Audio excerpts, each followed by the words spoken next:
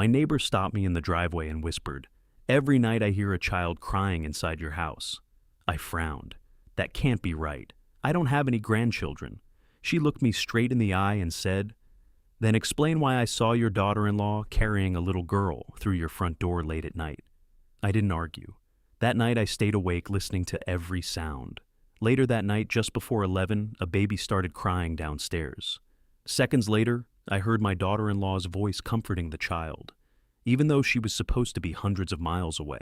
Before I tell you what I found, I just want to say, I'm genuinely grateful you're here with me tonight on Grandpa's Stories. Drop a comment and tell me, where in the world are you watching? From your city, your country? I read every single one. Some details in this story have been shaped for storytelling and reflection. Any resemblance to real people or places is coincidental, but everything it means is true. My name is Gerald Haynes. I'm 67 years old, a retired financial auditor, and the kind of man who has spent 4 decades trusting numbers over instincts. Numbers don't bluff. Numbers don't smile when they're hiding something. People do. I learned that lesson the hard way on a Tuesday afternoon in October, standing in the driveway of my home at 1847 Marengo Avenue, Pasadena, California. The house where I raised my son, buried my grief, and kept every photograph of a woman I still reach for in the dark. Her name was Margaret. Everyone called her Peggy.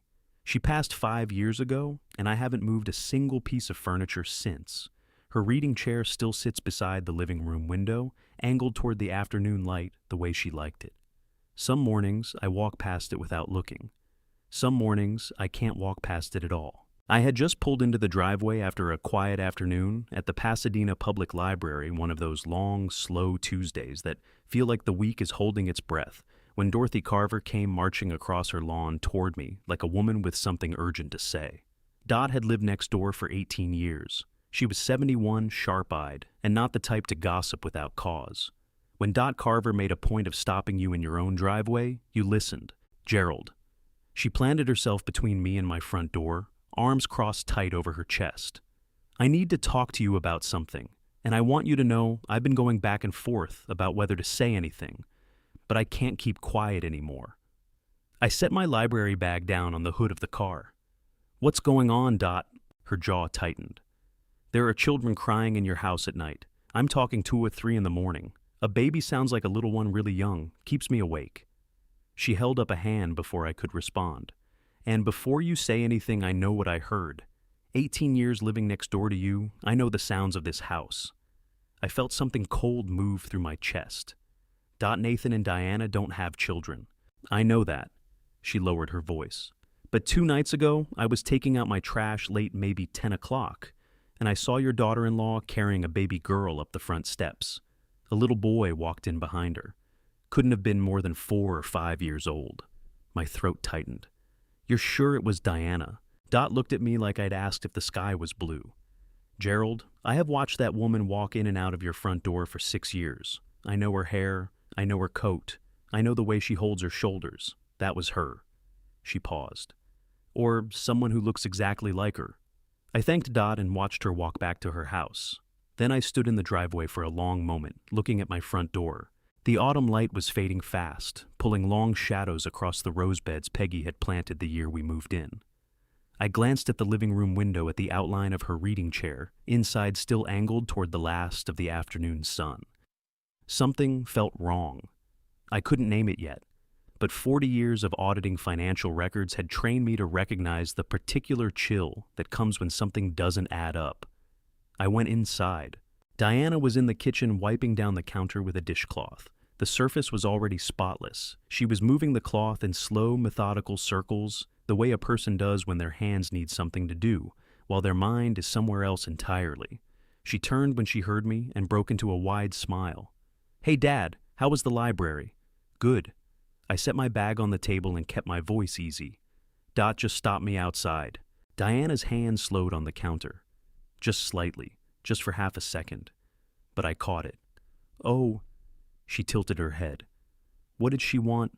"She said she's been hearing children crying in the house at night, a baby and a young boy." I watched her face carefully. "She also said she saw you bringing them inside 2 nights ago." Diana laughed a quick, bright sound that landed just a fraction too fast. Oh, I'm so sorry, I completely forgot to mention it. She set the dishcloth down and leaned against the counter. That's my friend Cassidy's kids. Cassidy Hartwell. We went to college together. She's going through a really rough patch with her husband right now. Separation, possible divorce. She needed a safe place to stay for a few days, and Nathan's been out at the Long Beach site all week, so I told her she could use the guest room. I nodded slowly. What's her husband's name? Another pause, shorter this time, but there. Derek Hartwell. And where does Cassidy usually live? Silver Lake. Diana picked up the dishcloth again and turned back to the counter. She'll only be here a few more days, Dad. I didn't think it was worth bothering you about. I almost said something. Instead, I told her the soup smelled good, picked up my library bag, and walked upstairs to my bedroom. I sat on the edge of my bed in the early dark and turned the conversation over in my mind the way I used to turn balance sheets looking for the number that didn't belong. The pause before Derek. The pause before Silver Lake. The way her hand had slowed on the counter the moment I mentioned Dot. In 40 years of auditing, I had interviewed hundreds of people. Accountants, executives, business owners. The honest ones answered questions directly. The ones who were hiding something always needed an extra half second, just long enough to check their story against what they'd already said. Diana had needed that half second twice. I told myself I was being paranoid. I told myself that a woman letting her friend stay over wasn't a crime. I told myself to go downstairs, eat the soup, and go to bed. Then just before 11 o'clock, I heard it. A baby's cry drifted up through the floorboards, thin and urgent, the way very young children cry when they've startled themselves awake. It lasted maybe 30 seconds before a woman's voice hushed and low moved through the room below, and the crying faded. I sat up straighter and checked my phone. Nathan had sent a photo to our family group chat 11 minutes earlier. In it, he was holding up a takeout container of pad thai, grinning at the camera. Behind him on a hotel television, I could see the corner of a basketball game. Beneath the photo he'd written, Long Beach site wrap-up dinner. Tell Mom's chair I said hi. He always said that. Tell Mom's chair I said hi. He'd been saying it since the week after the funeral, and every time it hit me somewhere in the sternum. I scrolled up and found what I was looking for. A video call notification from 40 minutes before the photo. Nathan had called Diana at 10:17.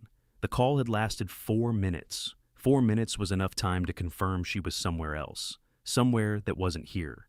I set my phone face down on the nightstand. The house had gone quiet again. Outside, a car moved slowly down Marengo Avenue, its headlights sweeping across the ceiling. My heart was beating steadily, the way it always did when I was working a problem. Not racing, not panicked, just focused. Dot said she saw Diana carrying a baby up the front steps at 10 o'clock. Nathan called Diana at 10:17. A 4-minute call. I heard a baby cry in this house at 10:58. I reached over and opened the nightstand drawer. Inside, beneath a paperback I hadn't touched in months, was an old backup phone, a basic model I'd kept since I retired. I plugged it into the charger on the nightstand and watched the screen flicker to life. Then, I pressed the voice memo app and held the phone up in the dark, listening to the silence of my own house. Testing. I didn't sleep. I lay on top of the covers with my shoes still on, staring at the ceiling. While the house settled around me, the familiar pops and creaks of an old craftsman home that had been breathing the same Pasadena air for 60 years. Sounds I knew by heart, sounds that used to feel like company. Tonight they felt like warnings. I kept running the numbers. That's what I do. When something doesn't sit right, I strip the emotion out and treat it like a ledger. Line up what I know on one side, line up what doesn't fit on the other, find the discrepancy, chase it until it confesses. What I know, Dot Carver saw Diana carrying a baby up the front steps at approximately 10 o'clock Tuesday night. What doesn't fit, Nathan called Diana at 10:17. A 4-minute video call. Diana answered. She was somewhere else. What I know, I heard a baby cry in this house at 10:58 p.m. A woman's voice low, careful almost. Diana's but not quite moved through the room beneath me and hushed the sound within 30 seconds. What doesn't fit? If Diana was on a video call at 10:17, she wasn't in this house at 10:17, but she or someone who looked exactly like her was in this house before 10 o'clock, and again before 11. I sat up at midnight and reached for my phone. Peggy used to tease me about this the way I couldn't let an unresolved problem rest. Gerald, she'd say, pressing 2 fingers gently against my temple when I was deep in a case. The numbers will still be wrong in the morning. Come to bed. And sometimes I did, and sometimes I lay there in the dark beside her, still counting. The numbers will still be wrong in the morning, Peggy. I pressed my thumb against the bridge of my nose, pushing back the ache that lived there whenever I thought about her too clearly. But I don't think I can wait until morning for this one. I opened my phone's browser and typed California conservatorship process. I wasn't sure why I went there first. Some instinct maybe. Some buried memory of a case I'd audited 15 years ago. An elderly client whose assets had been quietly rerouted through a family member who'd been granted legal authority over his finances. By the time anyone noticed nearly $400,000 had moved through accounts the man hadn't known existed. The California probate code came up immediately. I read slowly the way I used to read contracts, not skimming for the gist, but parsing every clause. Under California Probate Code. Section 1801. Any interested person, including a spouse or adult child, can petition the Superior Court to establish a conservatorship over someone who is substantially unable to manage their own finances or personal care. The petitioner must submit a capacity declaration known as Form G C-335 completed and signed by a licensed medical professional. The court is required to notify the proposed conservatee, the person being placed under guardianship, directly, and that person has the right to appear at the hearing and contest the petition. I sat with that for a moment. The court would notify me. I would have the right to fight it, but then I kept reading. In cases where the petitioner presents sufficient documentation, medical assessments, witness declarations from family members, evidence of recent financial mismanagement, or cognitive decline, the court can grant a temporary conservatorship on an expedited basis while the full hearing is pending. A temporary order could be issued within days, and a temporary conservator acting with court authority could legally execute financial transactions on behalf of the conservatee during that window, including, I realized, the sale of a real property. I set my phone down on the nightstand and looked at the ceiling. My house was worth $1.25 million. I knew this because a real estate agent had sent me an unsolicited valuation letter 3 months ago, the kind they send to homeowners in desirable Pasadena neighborhoods when the market is moving. I'd thrown it in the recycling without giving it much thought. Someone else might not have thrown it away. I got up, walked to the window, and looked out at the quiet street. Marengo Avenue at 1 in the morning, a single dog walker half a block down, the amber glow of the street lamps cutting clean shadows across the sidewalk. The kind of peaceful that makes you feel safe when everything actually is safe. I didn't feel safe. I went to my desk, opened my laptop, and pulled up my contacts. Frank DeLuca's number was third on the list, right below my doctor and my dentist. Frank and I had played golf together every other Saturday for 11 years. He was 60 years old, semi-retired, and had spent the better part of his career as a private investigator in the Los Angeles area before his knees gave out, and he decided the golf course was a better use of his time. I didn't call him, not yet. It was 1 in the morning, and I wasn't ready to say the words out loud. Instead, I opened a new note on my phone and began writing down everything I remembered about Diana over the past several months. Every question she'd asked about my finances, every time she'd mentioned the house, every time she'd angled a conversation toward whether I'd updated my estate planning, whether I'd thought about what would happen to the property if my health declined, whether I'd ever considered giving Nathan power of attorney just to make things easier. I had thought she was being practical, caring even. My chest tightened until I had to press my fist against it to ease the pressure. By 2:30 in the morning, I had filled 3 pages. By 3 o'clock, I knew what I was going to do. The backup phone was fully charged. The voice memo app had tested clean. I'd recorded 30 seconds of my own breathing and played it back crystal clear.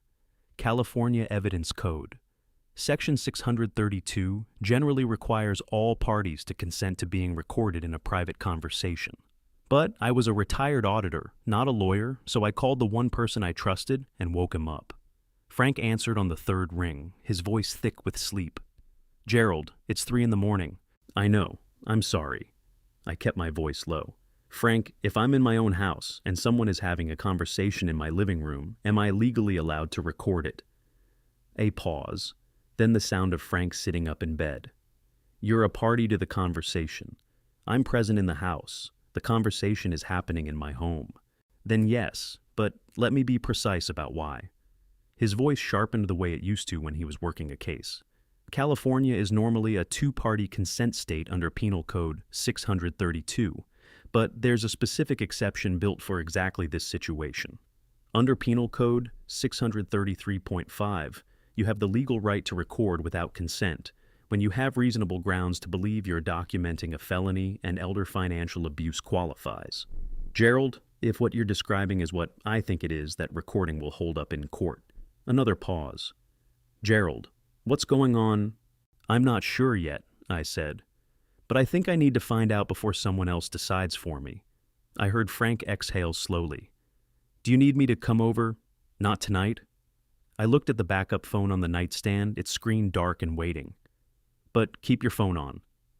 I hung up and sat in the desk chair until the sky outside began to lighten, that first thin gray that comes before dawn in Southern California when the San Gabriel Mountains turn from black to deep purple against the horizon. Then I went back to bed, set my alarm for 8 o'clock, and closed my eyes. I didn't sleep, but I stayed still. And in that stillness, I made myself a promise I was not going to confront Diana directly. I was not going to call Nathan and send him into a panic. I was not going to let anyone in that house know that something had shifted. I was going to watch. I was going to listen. And I was going to get every single word on record before I made a single move. 40 years of auditing had taught me one thing above everything else. You don't accuse someone until you have the evidence in your hands and the exits covered. Diana was about to find out exactly what that meant. Diana arrived at 9 o'clock sharp, letting herself in with the key Nathan had given her years ago. She was carrying a canvas tote bag vitamins, she said, and a refill for my blood pressure prescription. She moved through my kitchen like she owned it, opening cabinets, checking the pantry, making small talk about the weather and Nathan's project in Long Beach. I sat at the kitchen table with my coffee and watched her the way I used to watch junior accountants during their first audit looking for the tells. At 9:45, I made my move. I picked up my phone and called Frank DeLuca, loud enough for Diana to hear every word from across the kitchen. Frank, hey, listen, I'm going to take you up on that offer. I'll drive up to San Diego this morning. Couple days, maybe through Wednesday. I paused, nodding as though Frank were responding. Yeah, I know it's short notice. I just need to get out of the house for a bit. Another pause. I'll call you when I hit the freeway. I hung up and looked at Diana. The change was immediate. Her shoulders dropped exactly half an inch. The tight line around her mouth softened. She turned from the counter with a smile that reached her eyes for the first time all morning. San Diego, she said. That sounds really nice, Dad. You haven't gotten away in a while. Long overdue, I said. You'll be okay here. Of course, she waved her hand. Don't worry about anything. I'll check in on the house. I'll check in on the house. Not, I'll be here. Not, I'll stay. She was already thinking about having the place to herself. I went upstairs and packed a bag enough clothes for nearly 3 days' toiletries my charger. I carried it down at 11 o'clock, loaded it into the trunk of my car, and waved to Diana through the living room window as I backed out of the driveway. She waved back, smiling, phone already in her hand, before I reached the end of the block. I drove 2 miles east and parked in the back row of the Hastings Ranch Shopping Center lot, where a row of old sycamores gave enough shade to sit without attracting attention. I kept the engine off and watched the street. 20 minutes later, Diana appeared on the front porch of my house. She was on the phone, pacing slowly, laughing at something the other person said. The call lasted 3 minutes. When it ended, she went back inside. At 1:15 p.m., she came out again, this time in a tailored black coat, pulling a small rolling suitcase behind her. She loaded it into the Tesla, backed out of the driveway, and turned south toward the freeway. I waited 10 minutes. Then I drove back, parked 2 streets over at Frank's place on Mentor Avenue. He'd lived 4 blocks from me for 11 years and walked the rest of the way on foot. Inside the house was quiet and still. I moved quickly 2 bottles of water from the fridge, 2 energy bars from the pantry, my backup phone, the portable power bank I kept in the kitchen drawer, a thin blanket from the hall closet, and a travel pack of ibuprofen from the bathroom cabinet. Then I opened the basement door. The staircase was narrow, and the air at the bottom was cool and close, that particular smell of old wood and stored time that I associated with Peggy's Christmas boxes, still stacked in rows along the far wall. Every December, she'd come down here humming to herself, pulling out ornaments she'd wrapped in tissue paper the previous January. I stood at the bottom of the stairs for a moment and let the ache move through me. Then I pushed it aside and got to work. Along the east wall behind a row of built-in shelves was a gap just wide enough to sit in, maybe 3 feet deep, invisible from the stairs. Above it near the ceiling, a ventilation grill opened into the floor of the living room above. If I positioned myself correctly, I could hear nearly every word spoken in that room. I'd discovered this by accident 2 winters ago, chasing a draft. I settled in behind the shelves, arranged the blanket across my lap, and checked my phone. 1:47 p.m. The basement had a half bathroom tucked into the far corner, a toilet and a small sink installed by the previous owner, which meant I could stay down here without having to move. I would use it only when I heard enough noise from above to cover the sound. With 2 small children in the house, that turned out not to be a problem. I set the backup phone to continuous record, propped it against a cardboard box, and leaned my head back against the cool concrete wall. My heart was steady. My hands were still. 40 years of sitting across the table from people who were hiding something had taught me patience above everything else. You didn't rush the moment. You let the evidence come to you. Outside, through the narrow ground-level window near the ceiling, I watched a pair of shoes walk past on the sidewalk. A dog barked somewhere down the block. The refrigerator upstairs hummed. And then, at 3 p.m., I heard the front door open. The front door opened, and my breath stopped. A woman stepped into the living room carrying a baby girl on her hip. Dark-haired, maybe 2 years old, her face flushed and scrunched from crying. Behind her, a little boy trudged in, clutching a worn brown teddy bear, dragging one foot like the walk from the car had cost him everything he had. He couldn't have been older than 5. Behind them came a man tall, broad across the shoulders, wearing a faded Dodgers cap, and carrying a diaper bag in one hand and a collapsed portable crib under his other arm. He kicked the door shut behind him with his heel. I pressed myself against the wall behind the shelves and put my eye to the ventilation grill. The woman was Diana's height, Diana's build. Diana's dark hair cut to the same length, falling the same way across her shoulders. She was wearing jeans and a gray hoodie, and she moved through my living room with the careful, heavy steps of someone who hadn't slept properly in several days. But she wasn't Diana. I couldn't have explained how I knew, not yet. It was something in the way she held herself. Diana walked like every room she entered was already hers. This woman walked like she was borrowing the space and planned to return it undamaged. Okay. She bounced the baby gently against her hip, her voice low and tired. We're here now, Mia. We're here, baby girl. Mia. The baby's name was Mia. The man set the portable crib down near the couch and straightened up, rubbing the back of his neck. You want me to set this up in the corner? Please. The woman pressed a kiss to the top of Mia's head. And can you check the diaper bag she's been pulling at her ear again? On it, he crouched beside the bag and started digging through it. You doing okay, Renee? Renee? The name hit me like a hand laid flat against my sternum. Renee, not Diana. Someone named Renee. I watched her carry Mia to the couch and sit down, settling the baby across her lap. The little boy Tyler, she called him in, a voice stretched thin with exhaustion, climbed up beside her and wedged himself under her arm like a small animal seeking warmth. I know you're tired, buddy, she murmured, pulling him close. Me too. The man, Marcus, she called him Marcus, unfolded the portable crib with the practiced efficiency of someone who'd done it 100 times. He did it quietly, without being asked to hurry, without complaining. There was something decent about him, I thought. Something uncomplicated. I reached for my backup phone and switched it to camera mode, keeping my movements slow and deliberate. Through the grill, the angle was awkward. I could see the couch, the coffee table, the edge of the television. But the afternoon light coming through the front windows was good, clean and direct. I waited. Renee shifted Mia to her other hip, turning toward the window to reach for a burp cloth on the armrest.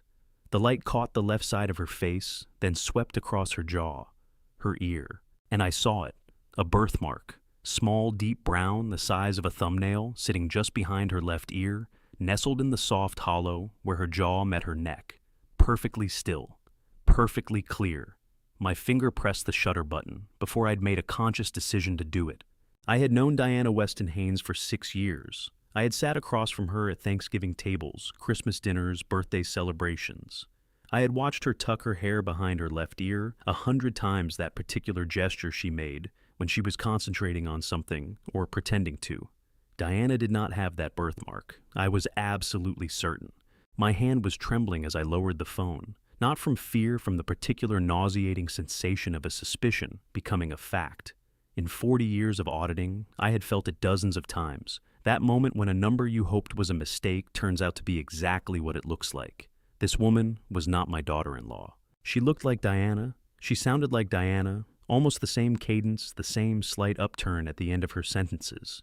But she was someone else entirely. Someone Diana had put in this house, in my house, while Diana herself was somewhere I couldn't account for. Marcus came back from the kitchen with a sippy cup and handed it to Tyler, who grabbed it with both hands and buried his face in it. "You want coffee?" he asked Renee.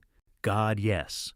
She dropped her head back against the couch cushion and closed her eyes for just a second. 3 heartbeats of pure exhaustion. "Strong, please." "You got it." He headed back toward the kitchen, and as he passed the window, he glanced outside with the casual, habitual look of a man checking that no one was watching. My stomach turned to ice. They were being careful.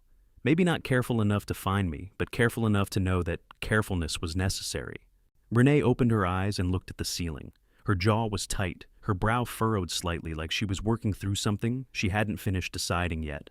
She hugged Mia a little tighter, pressed her lips against the baby's curly hair. "It's okay," she whispered. I wasn't sure if she was talking to Mia or to herself. "It's just a few more days." Then her phone buzzed on the cushion beside her. She picked it up, looked at the screen, and the color drained from her face the way it drains from someone who has just been reminded of something they were trying not to think about.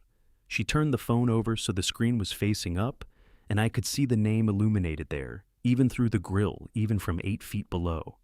Diana. Renee stared at it through 2 full rings. Then she reached over, tapped the speaker icon, and answered. "Hey!" Renee's voice came out careful and flat, like she was measuring every syllable before she released it. "We're here. Kids are settled." Diana's voice filled the living room, through the phone. Speaker smooth, unhurried, the voice of someone who had already decided how this conversation would go before it started. "Good. Any problems getting in?" "No. The key was where you said." "And the neighbor, did she come outside?" Renee shifted Mia to her other shoulder.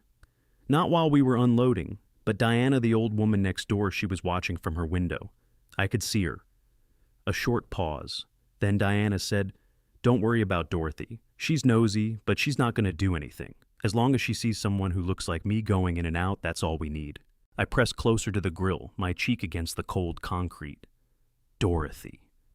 Diana knew exactly who Dot Carver was and had already accounted for her. My stomach dropped 3 inches. "How's Dad?" Diana asked. "Did he seem suspicious when you saw him?" Renee hesitated. "I haven't seen him. He left for San Diego this morning." "Perfect." The satisfaction in Diana's voice was quiet and absolute, like a key turning in a lock. "That gives us exactly the window we need. Roy Sutton is coming tomorrow morning at 10 o'clock. I need you ready." Renee's body went very still. Even from below, I could see the way her shoulders tightened. Tyler felt it too, pressing closer against her side. "Diana, you said I just needed to be here, to be visible. You said..." "I know what I said." Diana's voice didn't rise, didn't sharpen. It simply closed off the way a door closes when the person behind it has already decided not to listen. Things move faster than expected. Sutton needs a family member present to conduct the assessment. You're the family member present. I don't know what that means. It means he's going to ask you some questions about Gerald, about his behavior lately, his memory, whether you've noticed anything concerning. A pause then. "I'll send you a list tonight, 12 points. You read them, you remember them, and when Sutton asks you, answer. That's all." Renee stood up abruptly, moving Mia to her hip and stepping toward the window away from Marcus. Her voice dropped lower. "Diana, what exactly is Sutton assessing him for?" "Cognitive capacity. It's a standard evaluation. California courts require it before any conservatorship petition can be filed. Form GC335. Sutton fills it out, signs it. We attach it to the filing. Simple. Conservatorship." Renee said the word like she was tasting something she wasn't sure about. That's a legal guardianship. You're trying to get legal guardianship over Gerald Chestus, over his assets, temporarily. It's protective, Renee. Nathan and I want to make sure Dad's finances are secure in case his health declines. Even from the basement, I could hear the practiced ease in Diana's explanation, smooth, Reasonable, the kind of answer that would satisfy someone who wasn't paying close attention. But Renee was paying attention. I could see it in the way she was gripping the phone, her knuckles pale against the case. "You didn't tell me any of this before," Renee said. Her voice had gone tight. "You said you needed someone to house sit, to keep up appearances while you handled some business out of town. And that's still true. This is not house-sitting Diana. This is—" She stopped herself, glancing back at Marcus, who had looked up from the floor where he was playing trucks with Tyler. She turned back to the window. "This is me lying to a court evaluator under oath." "You won't be under oath. It's an informal assessment. It goes into a legal filing. That makes it spam bestom bastage. Renee." Diana's voice finally shifted just slightly, just enough to let the steel underneath show through. "You already accepted $2,000. The other $3,000 comes when Sutton's visit is done and done right. That's $5,000 total for 2 days of your time. You can pay off the credit cards, you can cover Tyler's school fees, you can stop borrowing from Marcus's mother." A beat of silence perfectly timed.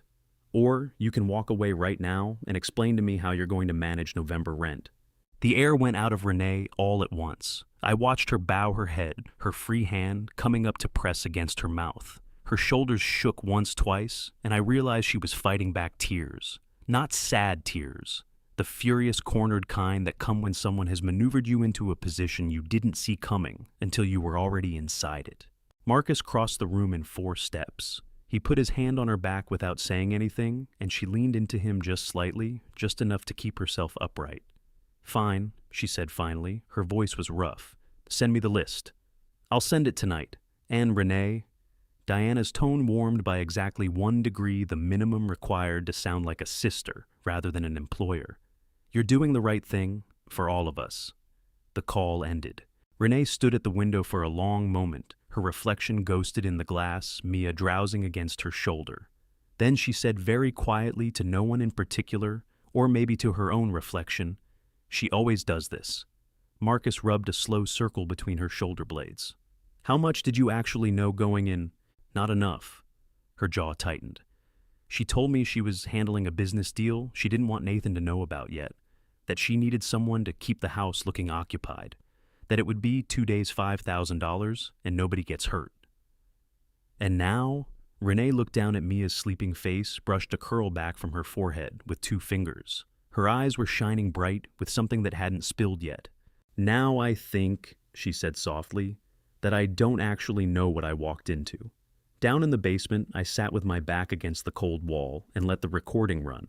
My hands were trembling, not from cold, not from fear, but from the particular devastating clarity that comes when you finally understand the full shape of something you've only been seeing pieces of. Diana hadn't hired Renee to house sit. She had hired Renee to be her, to stand in front of a court evaluator and tell lies about me under the cover of a face that matched hers, to build a paper record that said Gerald Haynes was declining, forgetful, confused, unable to manage his own affairs, so that Diana could walk into a courtroom with clean hands and a signed form and ask a judge to hand her control of everything I had spent a lifetime building. I tilted my head back and stared at the basement ceiling, at the water stain, shaped like a map of nowhere, at the single bare bulb that Peggy had always meant to replace with something warmer. I'm going to need more than this, I thought. I'm going to need all of it. I reached over and checked the recording, still running, every word. I settled back in and waited for tomorrow. The message came through at 8:47 that evening. I know the exact time because I was watching the backup phone screen from my position behind the shelves, tracking every sound that moved through the house above me. Tyler had finally gone down around 7:30 after 40 minutes of protests. Mia had taken longer, her thin, exhausted crying drifting down through the ventilation grill in waves until it stopped so suddenly that the quiet felt loud. Then at 8:47, I heard Renee say, "Okay, it's here." I heard her footsteps cross to the kitchen table, the scrape of a chair, then silence, the particular silence of someone reading something that is making them feel worse with every line. "Read it to me," Marcus said. Renee's voice came out flat, like she was reading a grocery list and refusing to give any of it more weight than it deserved. Gerald frequently forgets to take his medication, sometimes skipping multiple days in a row. She paused. Gerald left the stove burner on twice in the past month and was unaware until reminded. Another pause. Gerald has become confused during financial conversations, asking the same questions repeatedly and struggling to retain basic information about his accounts. She stopped again, longer this time. "Keep going," Marcus said quietly. Gerald has had at least one episode of disorientation while driving, becoming briefly unsure of his location on a familiar route. Her voice tightened on the last word. Gerald has expressed increasing anxiety about his finances in ways that suggest paranoia rather than legitimate concern. Gerald has difficulty following multi-step conversations. She cut herself off. The sound that followed wasn't quite a laugh and wasn't quite a sob. It landed somewhere in between the sound a person makes when something has crossed a line they didn't know they had until it was already behind them. Marcus. Her voice had dropped to almost nothing. "I sat across from that man in his own kitchen 2 days ago. He asked me if the kids needed anything. He remembered Mia's name after hearing it once. He made a joke about the weather." She pushed back from the table. I heard the chair legs scrape hard against the floor. "There is nothing wrong with Gerald Haynes."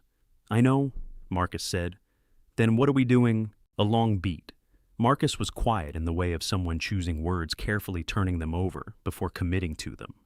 "We're doing what we said we'd do," he said finally. "We take the money we get through tomorrow, and then we go home." "And what about him?" Her voice cracked on the last word just enough to betray how much she didn't want it to. "What happens to Gerald after we go home?" Marcus didn't answer that one. I heard Renee pace 3 steps toward the window, 3 steps back the way people move when they're trying to walk off something that won't shake loose. "Diana said it was just paperwork," she said. "She said it was protective. She said, I know what she said. She lied to me, Marcus?" "Yeah."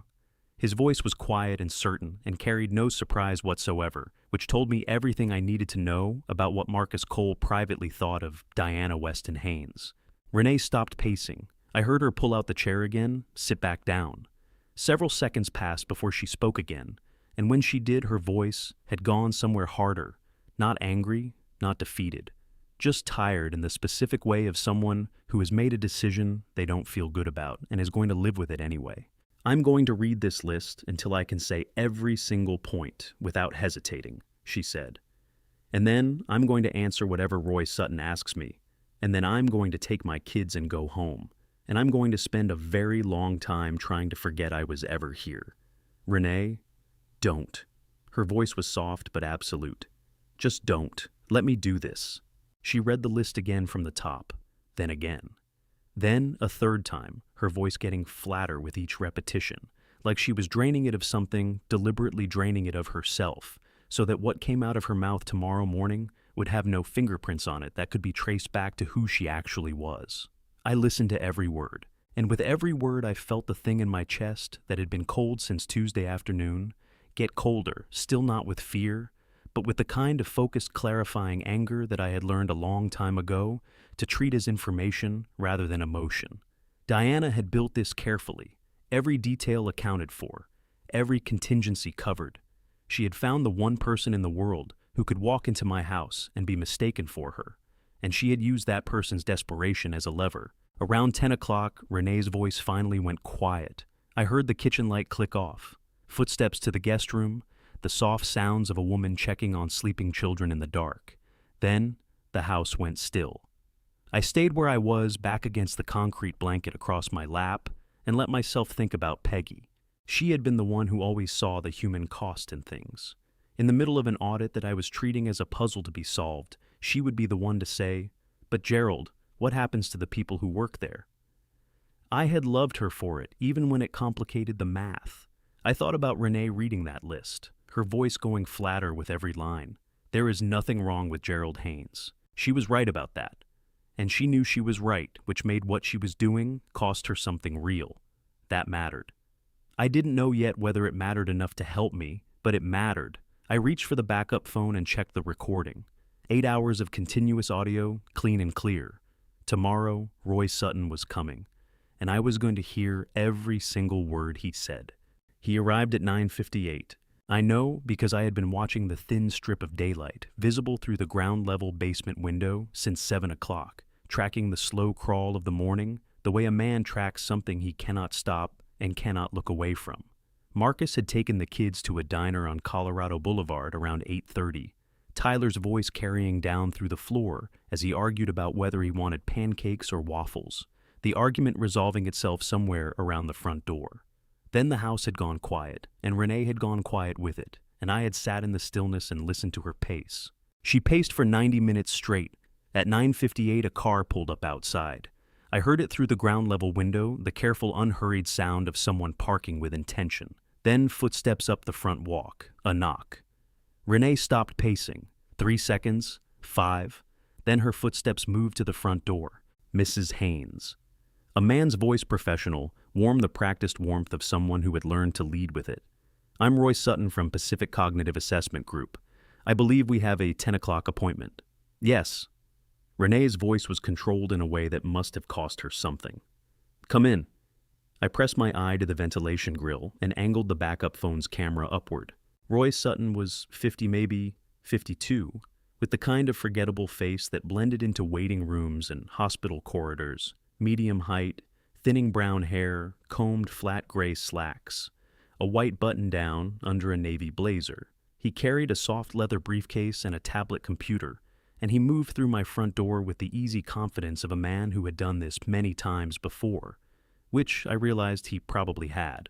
He handed Renee a laminated card, his ID badge from Pacific Cognitive Assessment Group, logo printed in official-looking blue and gray, his photo in the corner. He also produced a single folded letter on what appeared to be professional letterhead, which Renee unfolded, read briefly, and handed back. Everything about him said legitimate. Everything about him was a costume. Pacific Cognitive Assessment Group did not exist. Blake Ashford had built it a shell, a name, a logo, a printed card, because the California Probate Court required Form GC335, the capacity declaration to be completed by a licensed medical professional. Roy Sutton was not a licensed medical professional, but he had paperwork that said he was, and paperwork in the right hands has a way of becoming reality before anyone thinks to check. Sutton settled into the armchair across from the couch where Renee sat, opened his tablet, and smiled, the way professionals smile when they want you to feel like this is routine. Thank you for making time for this, he said. I know it can feel a little formal, but I want you to know this is just a conversation. There are no wrong answers. There are no wrong answers, the oldest lie in every evaluator's toolkit. Of course, Renee said. Sutton looked down at his tablet. I'd like to start by asking about your father-in-law's day-to-day functioning. You've been spending significant time with him recently, is that right? Yes. Renee folded her hands in her lap. I could see them from below her knuckles were white. I've been checking in on him regularly. And in your observation, how has his memory been lately? A beat. Just one. Then, he forgets things, his medication sometimes. He's missed doses. She was delivering the lines the way she'd rehearsed them, flat-measured, stripped of herself. I've had to remind him more than once. Sutton nodded, typing. Has he ever left appliances running, stove, oven, anything like that? Yes. The word came out smaller than the ones before it. Twice in the past month. The stove. He didn't realize until I pointed it out. I pressed my fist against my mouth. 40 years. 40 years of signing my name to documents that people stake decisions on, financial decisions, legal decisions, decisions that determine the futures of businesses and families and retirement accounts. My signature had never once been questioned. My name had never once been attached to something false. And now, a man I had never met was typing lies about me into a tablet computer in my own living room. And a woman who knew they were lies was sitting across from him and confirming them one by one, and there was nothing I could do except keep the phone steady and let the recording run. Sutton moved through the list methodically. Disorientation while driving, confusion during financial conversations, paranoia, difficulty following multi-step discussions. Renee answered each one, her voice getting a little smaller with each answer, like she was handing pieces of herself over and watching them disappear. Then Sutton tucked the tablet under his arm, and asked if he could take a few photographs. Just for documentation purposes, he said pleasantly. Standard practice. He photographed the kitchen counter where Diana had rearranged the pill bottles into deliberate disarray before she left. He photographed a pot on the stove with scorch marks on the bottom, a pot I had never seen before in my life, placed there by someone who had thought this through. He photographed a stack of unopened mail on the side table, arranged to look like the accumulation of a man who had stopped keeping up. Every photograph was a lie. Every lie was going into a legal filing. When Sutton finally snapped his briefcase shut and stood, he turned to Renee with the same practiced warmth he'd walked in with, as though the last 40 minutes had been nothing more than a pleasant chat. "This has been very helpful," he said. "With this assessment, along with supporting declarations from family members and Mr. Haynes's medical history, the court will have what it needs to evaluate the conservatorship petition on an expedited basis." He paused. "The temporary order can sometimes be issued within a week, depending on the court's schedule." Renee stood. Her legs were not entirely steady. I could see it in the way she gripped the back of the couch for just a moment before she let go. "Thank you," she said. The words came out scraped and hollow. Sutton nodded, smiled one last time, and walked out the front door. Renee stood in the middle of my living room and did not move for a long time. Her hands hung at her sides, her chin dropped toward her chest. Then she pulled in one long, shaking breath through her nose, the kind of breath that is the only thing standing between a person and coming apart completely, and walked to the kitchen. I heard her turn on the faucet, heard her grip the edge of the sink. "I'm sorry," she said to the running water to the empty kitchen to no one, but I heard it. Before I reveal what was inside that medicine bottle, type "still here" in the comments. I want to know you're with me for this part because what comes next changes everything. What Renee found on that shelf wasn't an accident. It was a choice someone made, about me, without my knowledge, and it was the coldest thing I have ever had to accept about another human being. Note some elements of this story have been shaped for clarity and impact. If you feel this content isn't for you, it's okay to choose something else. But if you're staying, thank you. Marcus brought the kids back at noon. Tyler came through the door, announcing that he had eaten both pancakes and waffles, which apparently constituted a personal victory of some significance, and Mia followed in Marcus's arms with syrup on her chin and the deeply satisfied expression of a 2-year-old who has been given exactly what she wanted. For about 4 minutes, the house sounded almost normal, the particular chaotic warmth of small children coming home from breakfast. Then Marcus looked at Renee's face, and the warmth drained out of the room. "That bad," he said quietly. Renee was sitting at the kitchen table, with her hands wrapped around a mug of coffee that had long gone cold. She didn't answer right away. She looked at Tyler, who was already pulling his trucks out of the toy bag in the corner, and then at Mia, who was patting Marcus's cheek with one sticky hand. "He took pictures," she said finally, "of a pot I've never seen before, of a stack of mail that someone else arranged. He photographed the pill bottles like he already knew where they were." She looked up at Marcus. "Someone set this up before we got here, Marcus. Someone came into this house and built a crime scene." Marcus sat down across from her. He put Mia on his knee and let her play with his keys. "Diana?" "Diana," Renee said her sister's name like it tasted like something she wanted to spit out. Her phone buzzed on the table between them. She looked at it, turned it face up. A text from the number Diana used for this phone, the secondary line she'd set up specifically for communicating with Renee during these 2 days. Medicine cabinet, hall bathroom, reorganize the bottles on the second shelf. Put the blue ones in front. Renee stared at the message for a long moment. Then she pushed back her chair, walked to the hall bathroom, and opened the medicine cabinet. I heard all of this from the basement, the footsteps, the cabinet hinges, then a silence that went on 3 seconds too long. "Marcus?" Her voice had changed. Something had gone out of it. Not the exhaustion, not the guilt. Something else. Something foundational. "Come here." His footsteps crossed the hall. A pause. "What is that?" he said. "That," Renee said, "is not Gerald's blood pressure medication." I pressed my ear as close to the grill as I could get it. She called Diana. The phone rang twice before Diana answered, and when she did, her voice carried the mild impatience of someone being interrupted during something more important. "Is Sutton's visit done?" "Yes, Diana. I need you to tell me what is in the blue bottles on the second shelf of Gerald's medicine cabinet." A pause. Not long, 2 seconds, maybe 3. But I had spent enough time listening to Diana over the past 48 hours to know the difference between her, considering how to answer, and her deciding how much to tell. "It's a mild sedative," Diana said. "Over the counter, nothing serious." "It's in his prescription bottle." Renee's voice was shaking now, not with tears, but with something harder and colder than tears. His blood pressure prescription bottle. Someone took his medication out and put something else in. Someone came into this house and switched his pills. She stopped. Did you do this before we got here? Renee, did you put those pills in his bottle? Keep your voice down.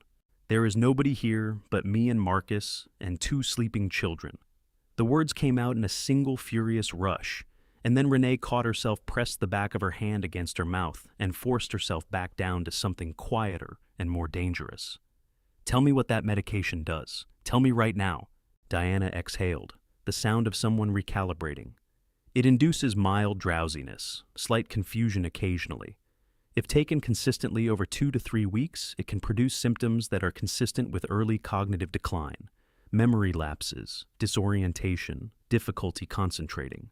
The basement was very cold. I had not noticed until this moment how cold it was. You don't need him to actually lose his mind, Renee said. The words came out slow and precise, like she was translating something from a language she had just learned. You just need him to look like he is. Diana didn't answer, which was its own kind of answer. Diana. Renee's voice broke on the second syllable, cracked right down the middle, and she didn't try to hold it together. He's an old man. He lives alone. He takes that medication every day because his doctor told him to, because his heart needs it, and you... She stopped, swallowed hard, kept going. You switched it out. You switched it out and you sent me here to be your face while you are getting $5,000, Diana said. Her voice had gone completely flat. Not angry, not defensive, flat in the way of someone who has decided that emotion is inefficient. You agreed to the terms. You are not being asked to do anything except what we discussed. We did not discuss this. Renee was crying now, not quietly, not carefully, but fully the kind of crying that happens when a body runs out of ways to contain something. We did not discuss any of this. You told me it was paperwork. You told me nobody would get hurt. Nobody is going to get hurt. He's been taking those pills, Diana. Her voice cracked wide open on the last word. How long has that bottle been in there? How long has he been... Renee, stop. No. She said it once clean and hard, like closing a door. No, I'm done. You can't be done. You signed on for... I didn't sign anything. I took cash. A long, shaking breath. I'm flushing these pills. I'm putting the original bottles back where they were, and I am not answering any more questions from anyone about Gerald Haynes. Diana's voice dropped to something that was not quite a threat and not quite a warning, but occupied the territory between them with complete comfort. You already accepted payment. You already gave a statement to Sutton. If this falls apart, Renee, you don't walk away clean. You walk away with your name on a fraudulent court filing. The line went quiet. I held my breath. Then Renee said very softly, so softly I had to strain to hear it through the grill. Then I guess that's what happens. She ended the call. I heard her open the medicine cabinet again, heard the rattle of pills against a plastic bottle, heard water running the bathroom sink, and then the sound of a toilet flushing. She had flushed them. Down in the basement, I unclenched my jaw slowly. I hadn't realized how tightly I had been holding it. My back ached, my legs had gone half numb. I was 67 years old, and I had been sitting on a concrete floor for the better part of 2 days. And every one of those years, and every one of those hours was making itself known all at once.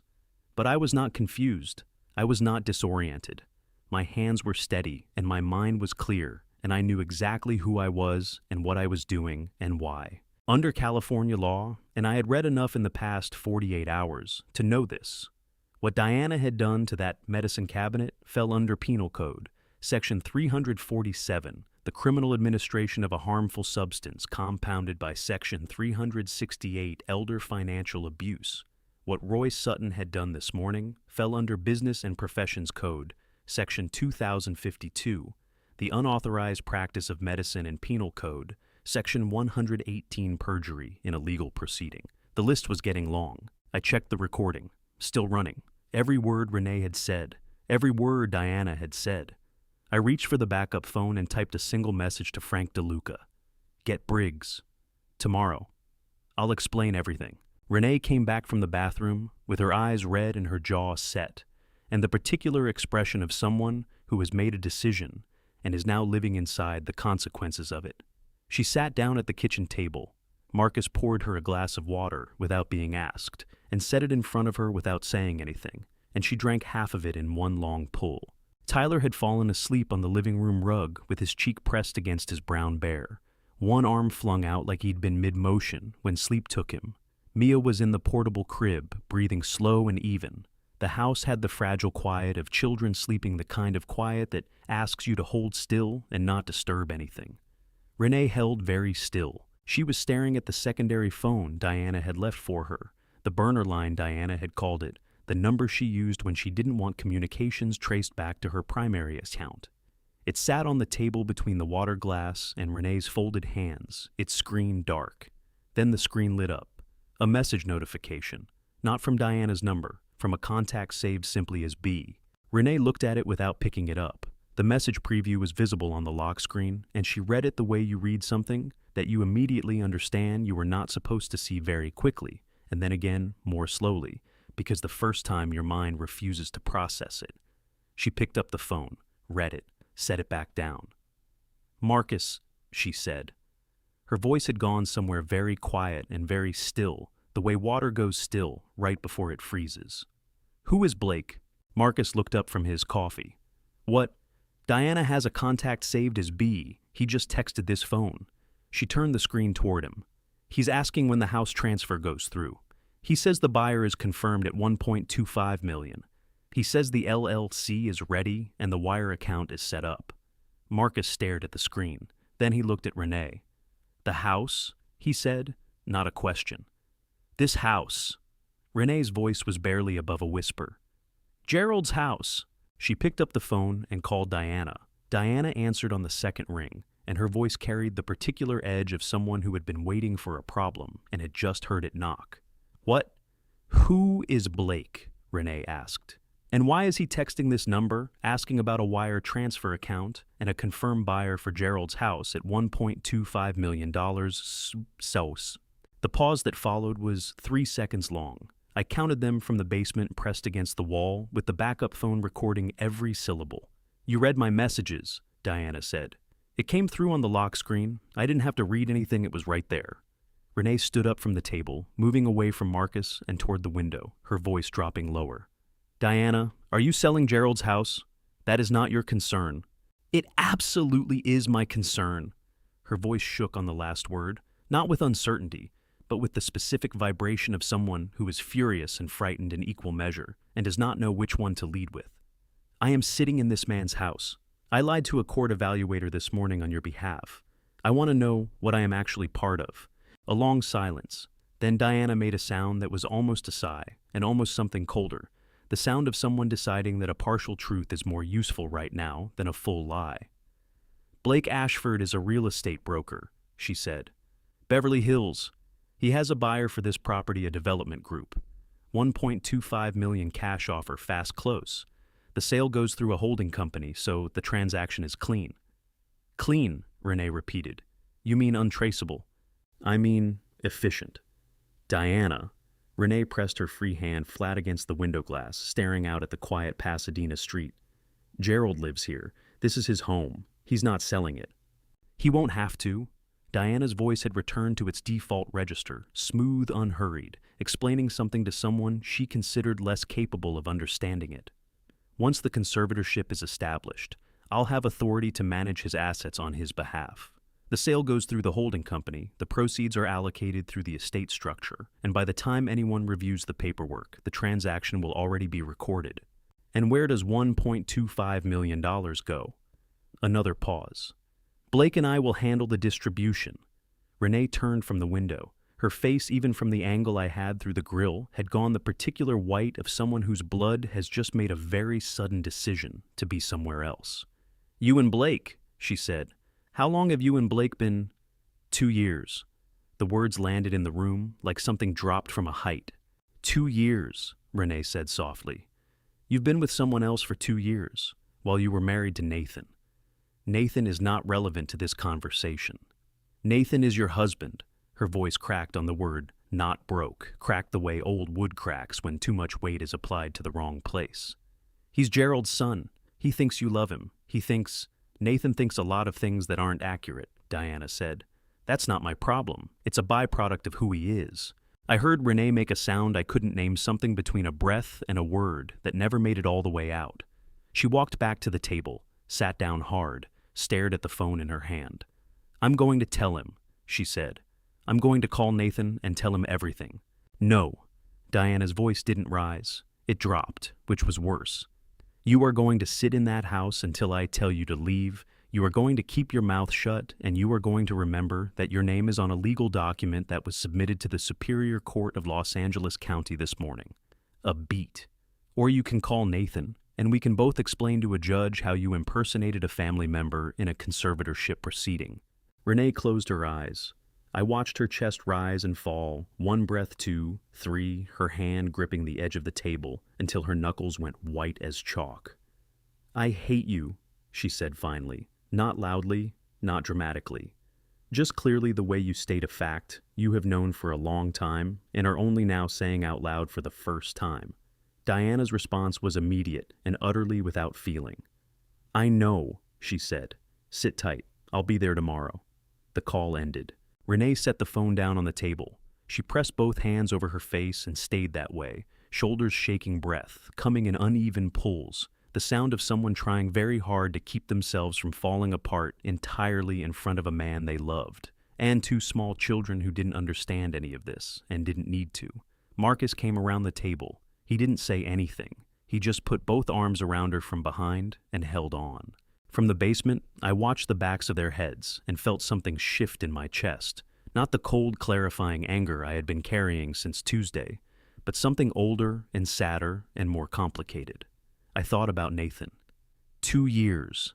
Diana had been with Blake Ashford for 2 years. For 2 years, my son had come home every evening to a woman who was counting the days until she didn't have to anymore.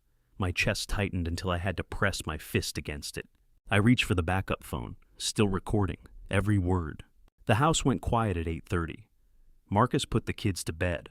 I heard Tyler's last-ditch protest, something about needing a third glass of water, and then Marcus's voice patient and low, explaining that there was no such thing as a third glass of water at bedtime. The protest faded, a door closed. Then Renee's footsteps moved through the kitchen, the click of the back door deadbolt being checked, and finally the creak of the guest room door pulling shut. I sat in the dark and waited. At 9:14, Diana called Blake. She didn't use the burner phone she'd left for Renee. She called from her primary line, which meant she was somewhere she felt safe, somewhere she didn't think anyone was listening. I heard it through the grill the same way I'd heard everything else, clearly, completely, every word dropping down through the ventilation shaft, like it had been sent directly to me. She didn't bother with a greeting. "Sutton's done," she said. "Assessment is complete. He'll have the filing ready by Friday." Blake's voice came through her speaker, lower than Diana's, deliberate, the voice of a man who measured everything he said before he said it.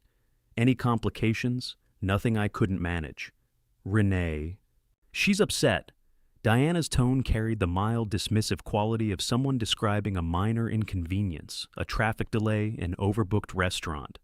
"She'll settle down. She doesn't have any good options. And the old man still thinks you're in San Diego. As far as I know."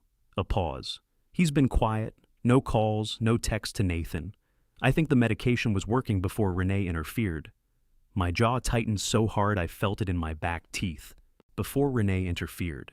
Said the way you talk about someone who has knocked over a display you spent time arranging. Not guilt, not even frustration. Just the flat accounting of a setback.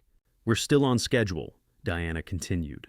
"Sutton's report goes to the attorney Friday. We file the conservatorship petition Monday. The court has the declaration of support from Nathan already. That's the supporting document from a family member confirming Gerald's decline, required under California probate code to strengthen the expedited petition. Nathan signed it 10 days ago. Blake said, he knows what he signed. He knows he signed something. Diana's voice carried a thin, precise amusement. Not laughter, just the shape of it. I told him it was a healthcare proxy authorization. Standard planning document, I said, in case Dad had a medical emergency and needed someone to make decisions quickly. He signed it at the kitchen table while he was eating lunch. He didn't read past the first paragraph. The basement tilted. Not literally, but something shifted in my inner ear, the same sensation I had felt once standing at the top of a very tall building and looking down for just a second too long. Nathan had signed a declaration of support. In California, a declaration of support is a voluntary supplemental document that a family member can submit alongside a conservatorship petition. A signed statement affirming that the petitioner's concerns about the proposed conservatee are legitimate and that the family member supports the appointment of a conservator. It is not legally required, but it carries significant weight with the court, particularly in expedited proceedings, because it suggests family consensus rather than a contested petition.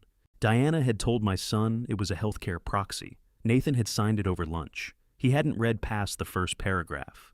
I pressed the heel of my hand against my sternum and pushed until the pressure gave me something to focus on that wasn't the image of Nathan sitting at his kitchen table eating lunch, trusting his wife signing his name to a document that was going to be used to strip his father of everything. "How soon can we move on the property once the temporary order is issued?" Blake asked. "The order gives me authority to execute financial transactions on Gerald's behalf. I signed the purchase agreement as his authorized representative. The LLC takes title, and the wire transfer closes within 72 hours. Blake, we have discussed this 6 times. I know, I like hearing it." A pause. "What about Nathan? When does he find out?" "He finds out when he finds out." Her voice was indifferent in a way that was almost breathtaking, the indifference of someone discussing a stranger, not a husband. "By the time he has any standing to contest it, the sale will already be recorded. The court won't unwind a completed bona fide transaction. That's just how property law works." "And us." "Miami," Diana said simply. "As planned." Blake was quiet for a moment. Then, "You sure about this? No second thoughts?" "Blake." Her voice carried the flat certainty of someone who has not had a second thought about anything in a very long time. "I have been planning this for 11 months. The only second thoughts I have are about the things I should have done faster." The call ended. I sat in the dark and let every word settle into me, the way cold water settles into ground, slowly, completely finding every crack. Nathan had signed that document over lunch.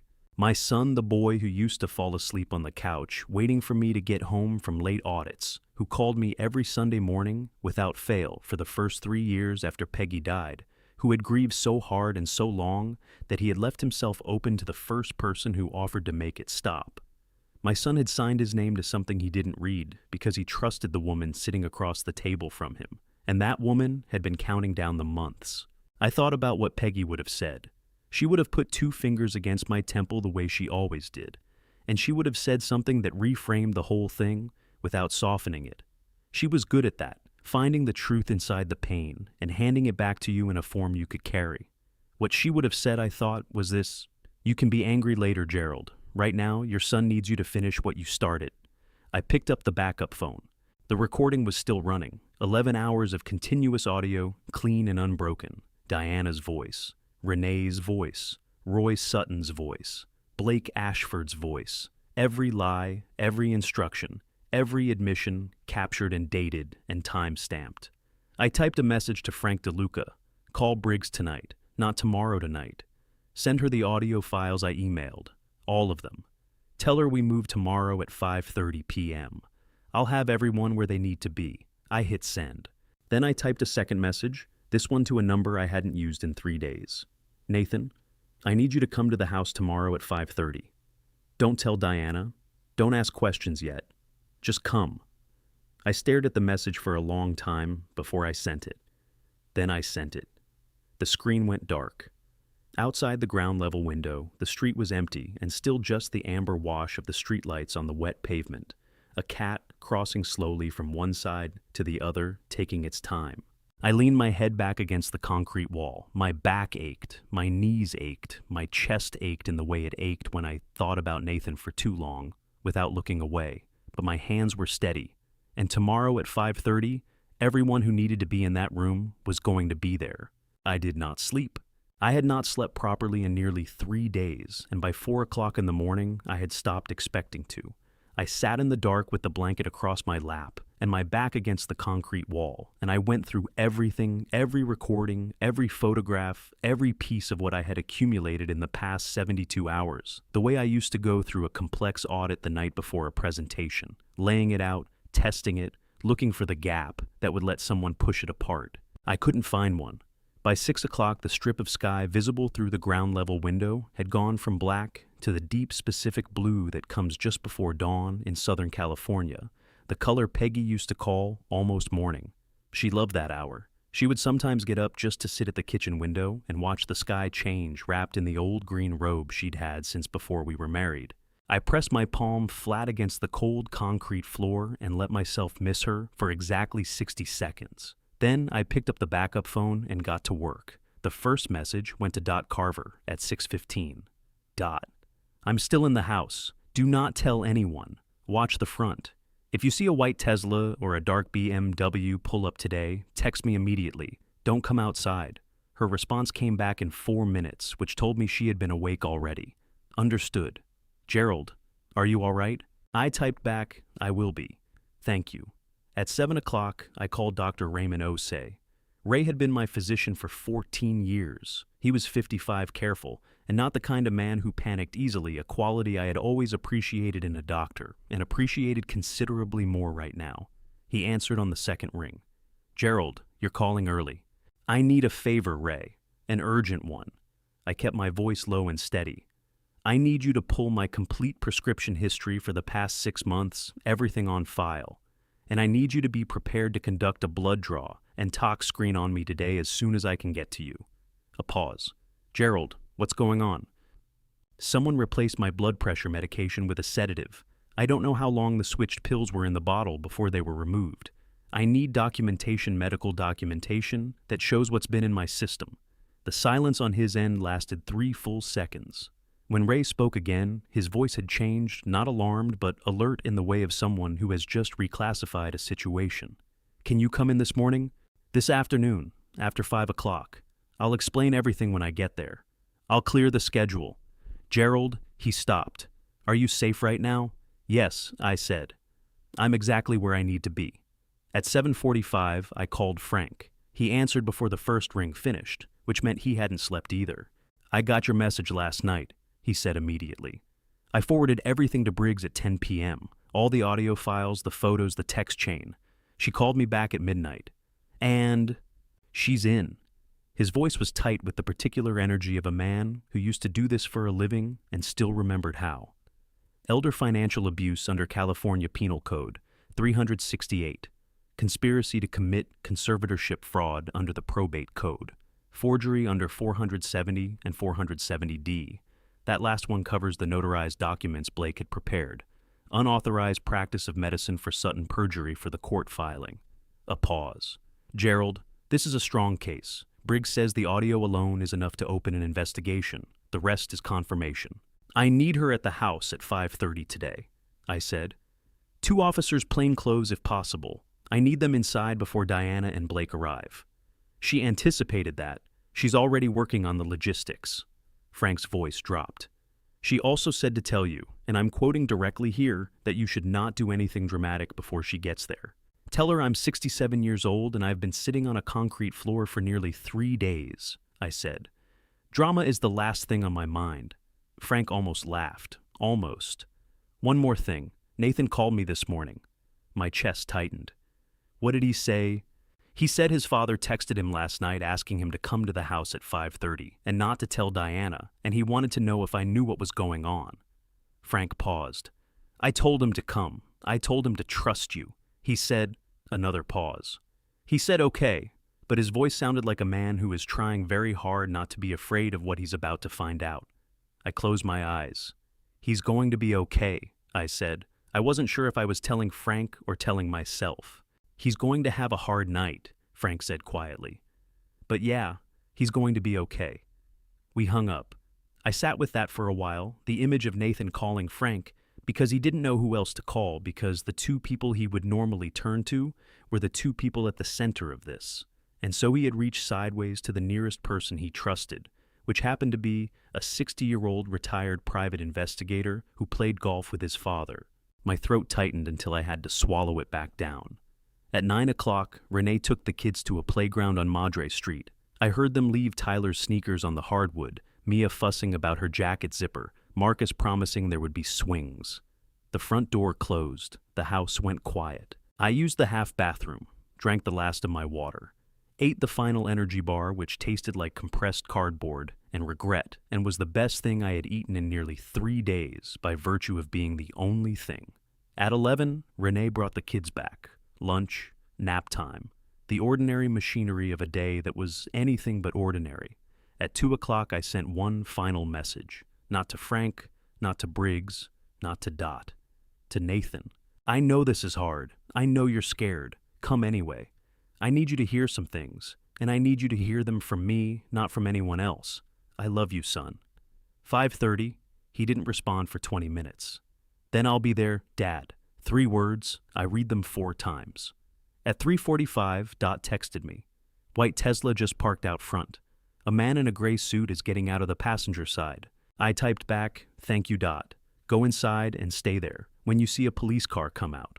I set the phone down, picked up the backup phone, checked the recording one last time, nearly 3 days of audio, clean and complete and unbroken. Then I heard the front door open. Diana's voice bright and easy, as though she were arriving at a party she had thrown herself.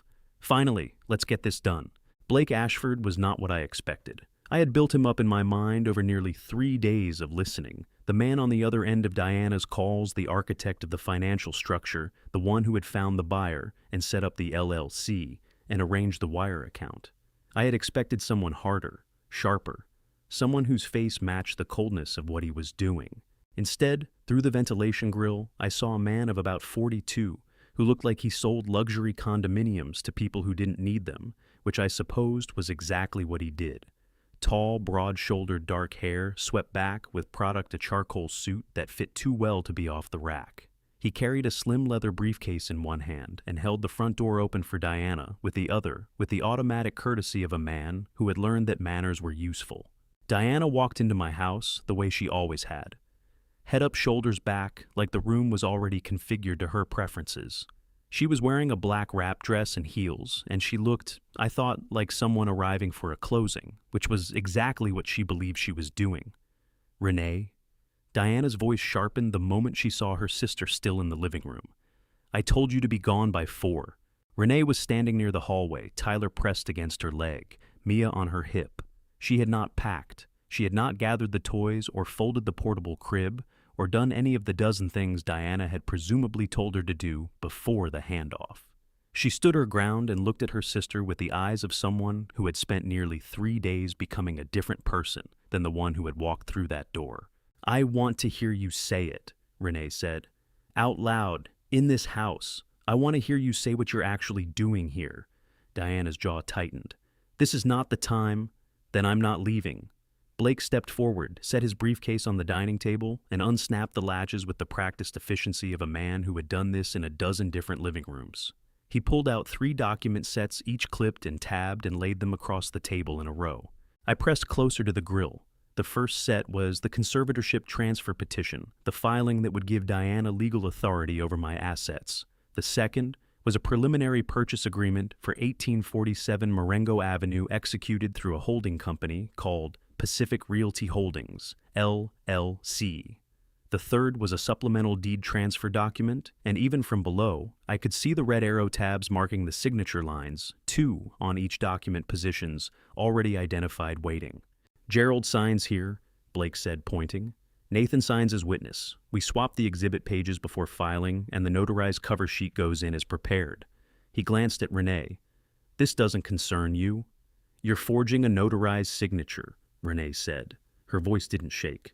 Nearly 3 days ago it would have. That's California Penal Code 470D. That's a felony.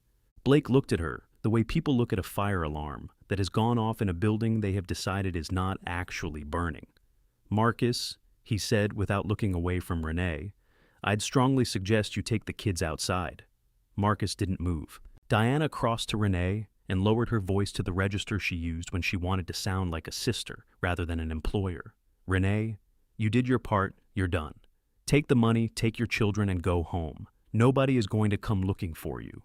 I flushed your pills, Renee said. Diana went very still. The ones in Gerald's medicine cabinet, Renee continued. I flushed them the afternoon Sutton left. I also kept a photograph of the bottle before I did. She reached into the pocket of her hoodie and held up her phone. With the label and the contents clearly visible, the room held its breath. Diana's face moved through something I had never seen on it before. Not anger, not calculation, but the specific cold rearrangement of a person who has just discovered that their most controlled variable has stopped being controlled. "You have no idea," Diana said softly, "what you've just done." "Yes, I do," Renee said. "For the first time since I got here, I actually do." A key turned in the front door lock. Diana and Blake both turned. The door swung open. Nathan stepped inside. "Before I tell you what happened when that front door opened at 5:30, type the number 5:30 in the comments. 5:30 p.m. the moment, 3 years of silence, 6 years of lies, and nearly 3 days in a cold basement all arrived at the same door at the same time. If you've been with me this far, you already know something is about to break open. You're right. A note: parts of this story have been crafted to reflect a broader human experience. Some details are fictional, but the lesson inside every moment of it is one I believe completely. Nathan looked exactly like his mother. I had always known this. The same dark eyes, the same way of holding his jaw when he was working through something difficult, the same instinct to go quiet before he went loud. But I had not seen him in 11 days, and in the 11 days since I had been in this basement, listening to everything that was being done to him, without his knowledge, the resemblance had taken on a new weight that pressed against the inside of my chest, like something that needed to get out. He was 38 years old, and he looked standing in my doorway with a laptop bag over one shoulder, and his work clothes still on, like a man who had driven straight from a job site, because his father had asked him to come, and he had come the way he always came when I asked, because underneath everything that had gone wrong between us in the past 5 years, there was still that, the bedrock of it, the part that didn't erode. He looked at Blake first. "Who are you?" His voice was careful in the way of someone who has walked into a room and immediately understood that the room is wrong, but hasn't yet identified how. Blake straightened. "Blake Ashford. I'm a real estate professional, working with your wife on a what?" Nathan's eyes moved to the table, to the 3 document sets laid out in a row, red tabs marking the signature lines. His laptop bag slid off his shoulder, and he caught it without looking, the automatic reflex of a man whose hands know what to do, even when his mind is somewhere else entirely. "What is all of this?" "Nathan." Diana stepped forward, her voice shifting into the register she used when she wanted to manage him, warm, reasonable, slightly ahead of his question. "I can explain all of this. This is actually good news. Blake has been helping me set up some protective planning for Dad's assets, and we were going to—" "Stop!" Nathan held up one hand, and the word came out flat and hard in a way I had not heard from him since he was a teenager and had finally had enough of something. He was looking at the documents, reading the tabs. His lips moved slightly as he parsed the language on the cover sheets. "Conservatorship petition." He looked up at Diana. "You filed a conservatorship petition on my father. It's protective. You told me that document I signed was a healthcare proxy." His voice was shaking now, not with uncertainty, but with the specific tremor of a man who is holding himself together with both hands, because he knows if he lets go, he won't be able to finish the conversation. "You sat across from me at our kitchen table, and you told me it was standard planning, in case Dad had a medical emergency." "It is standard. It has his name on it as a proposed conservatee." He picked up the top document and held it toward her. His hand was not entirely steady. "Diana, this is a court filing. This says my father is unable to manage his own affairs. This says I support that conclusion." He set it back down because holding it was costing him something he couldn't afford to spend right now. "I never said that. I would never say that." Blake shifted his weight. "Perhaps we should—" "I don't know who you are," Nathan said to Blake with a precision that was more frightening than volume, "and I'd appreciate it if you didn't speak right now." Blake closed his mouth, and that was when Renee stepped out of the hallway. She had put Mia down in the portable crib and left Tyler with Marcus in the guest room, and she walked into the living room with her arms crossed over her chest and her chin up, not aggressive, not performing. Just present, just herself. Nathan turned, and the world, as far as I could tell from 8 feet below, stopped. He looked at Renee. He looked at Diana. He looked back at Renee. The laptop bag dropped from his hand completely this time, hitting the hardwood with a dull thud that echoed through the floor and down into the basement where I was sitting. His voice came out stripped of everything except the raw, bewildered core of it. "What is this? Why is there—" He pressed the back of his hand against his mouth for a single second, then pulled it away. Diana, why does that woman have your face? Renee spoke before Diana could.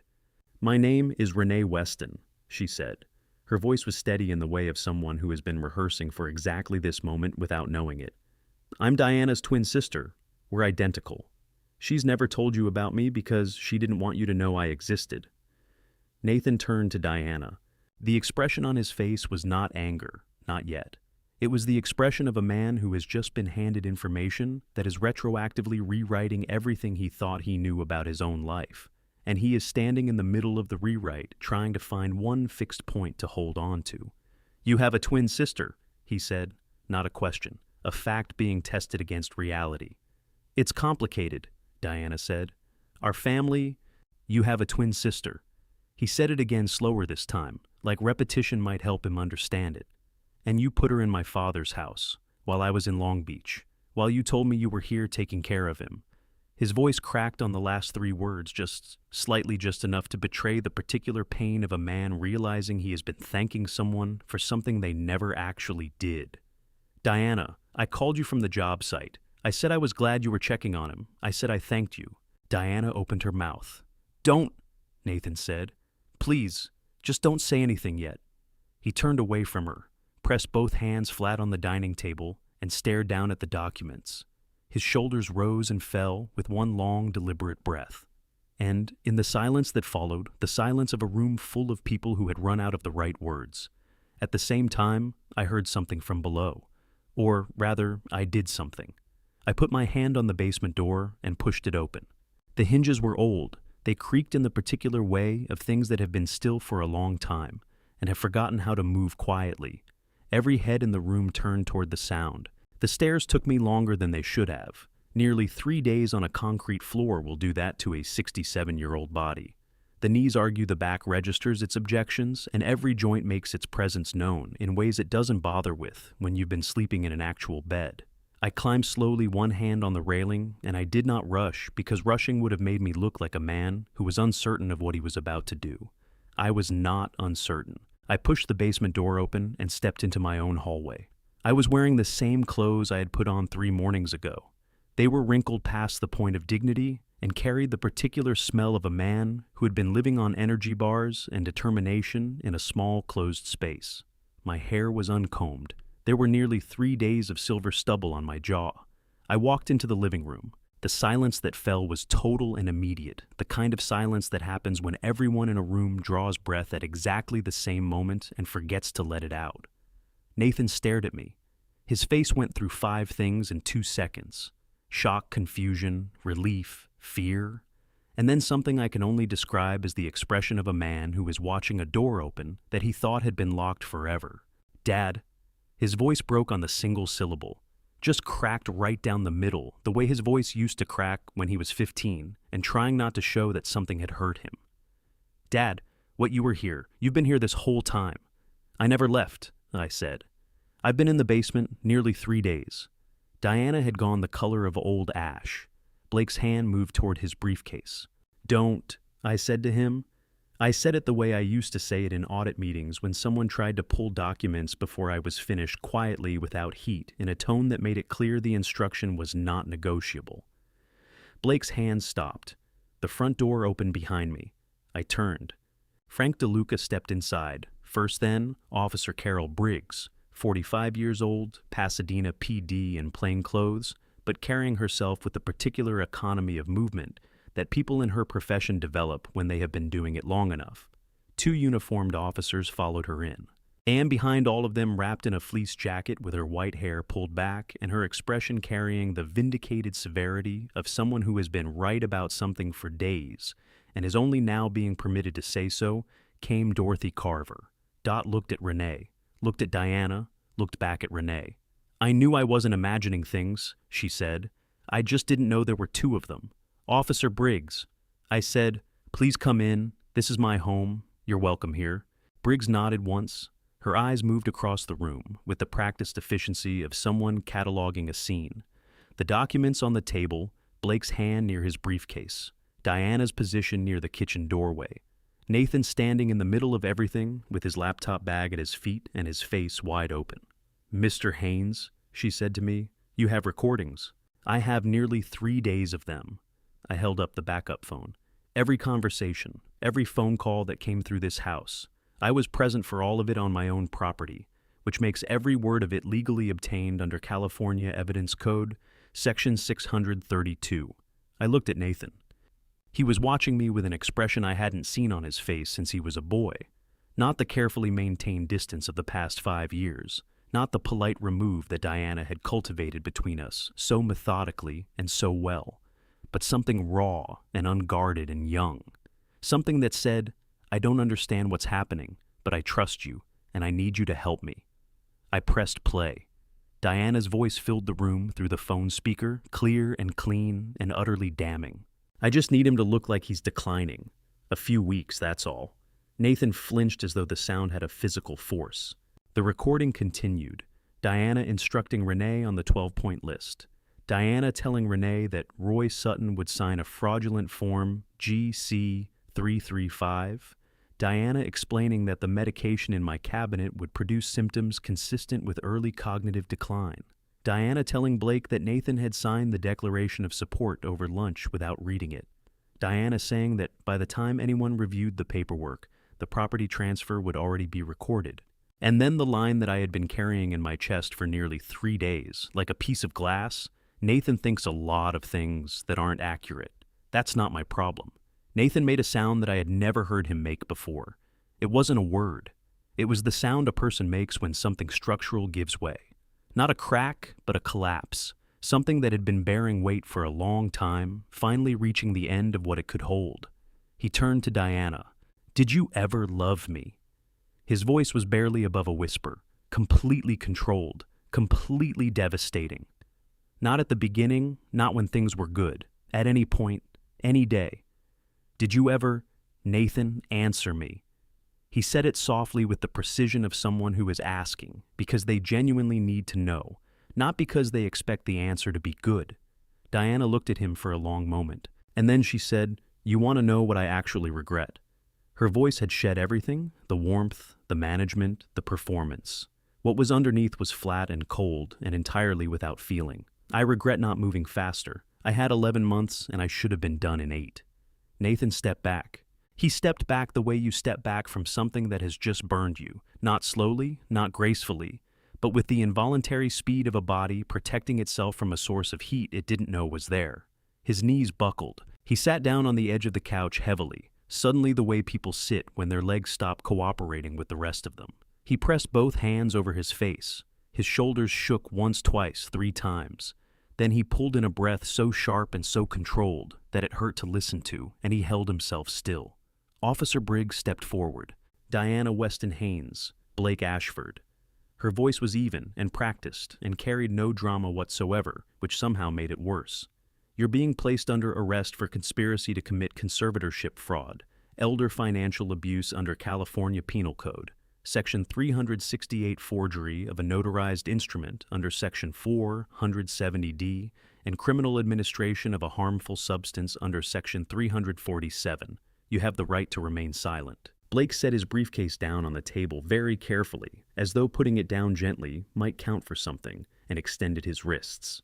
Diana did not extend hers. She looked at Nathan at the back of his bowed head, at his hands pressed over his face, at the shaking of his shoulders, and something moved across her expression that I could not read and did not trust. Nathan. Her voice came out different than I had ever heard it, almost soft, almost human. I want you to know that what I said about your father, the things I told you about him pulling away, about not needing you anymore, about giving everything to charity and leaving nothing for you. I made all of it up. Every word. He never stopped loving you. He never... Ma'am. Briggs took her arm. That's enough. The handcuffs clicked. Diana closed her eyes. And Nathan? My son, Peggy's boy. The 38-year-old man, sitting on the edge of my couch with his face in his hands, let out one long broken sound that he had probably been holding back for years. I crossed the room. I sat down beside him on the couch and put my arm around his shoulders the way I used to when he was small and the world had done something to him that he didn't have the words for yet. He turned into me, the way he used to then too, and I held on. They were gone within 20 minutes. Briggs walked Diana and Blake out through the front door with the calm efficiency of someone who had done this many times before and found no particular drama in it.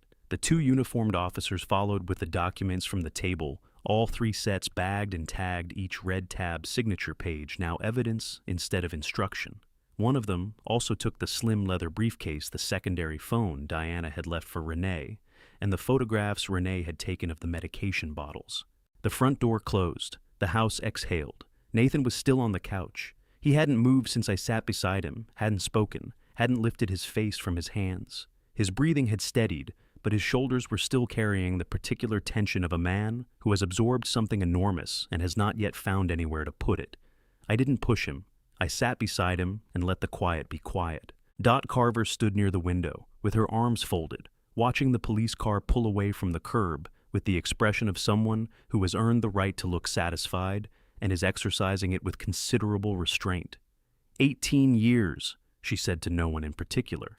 18 years next door, and I have never once made up something I saw. You were right, Dot, I said. You were right from the beginning. She made a small sound that was equal parts vindication and grief, then picked up her fleece from the armchair and let herself out the back door the way she always did when she felt a family needed the front of the house to themselves.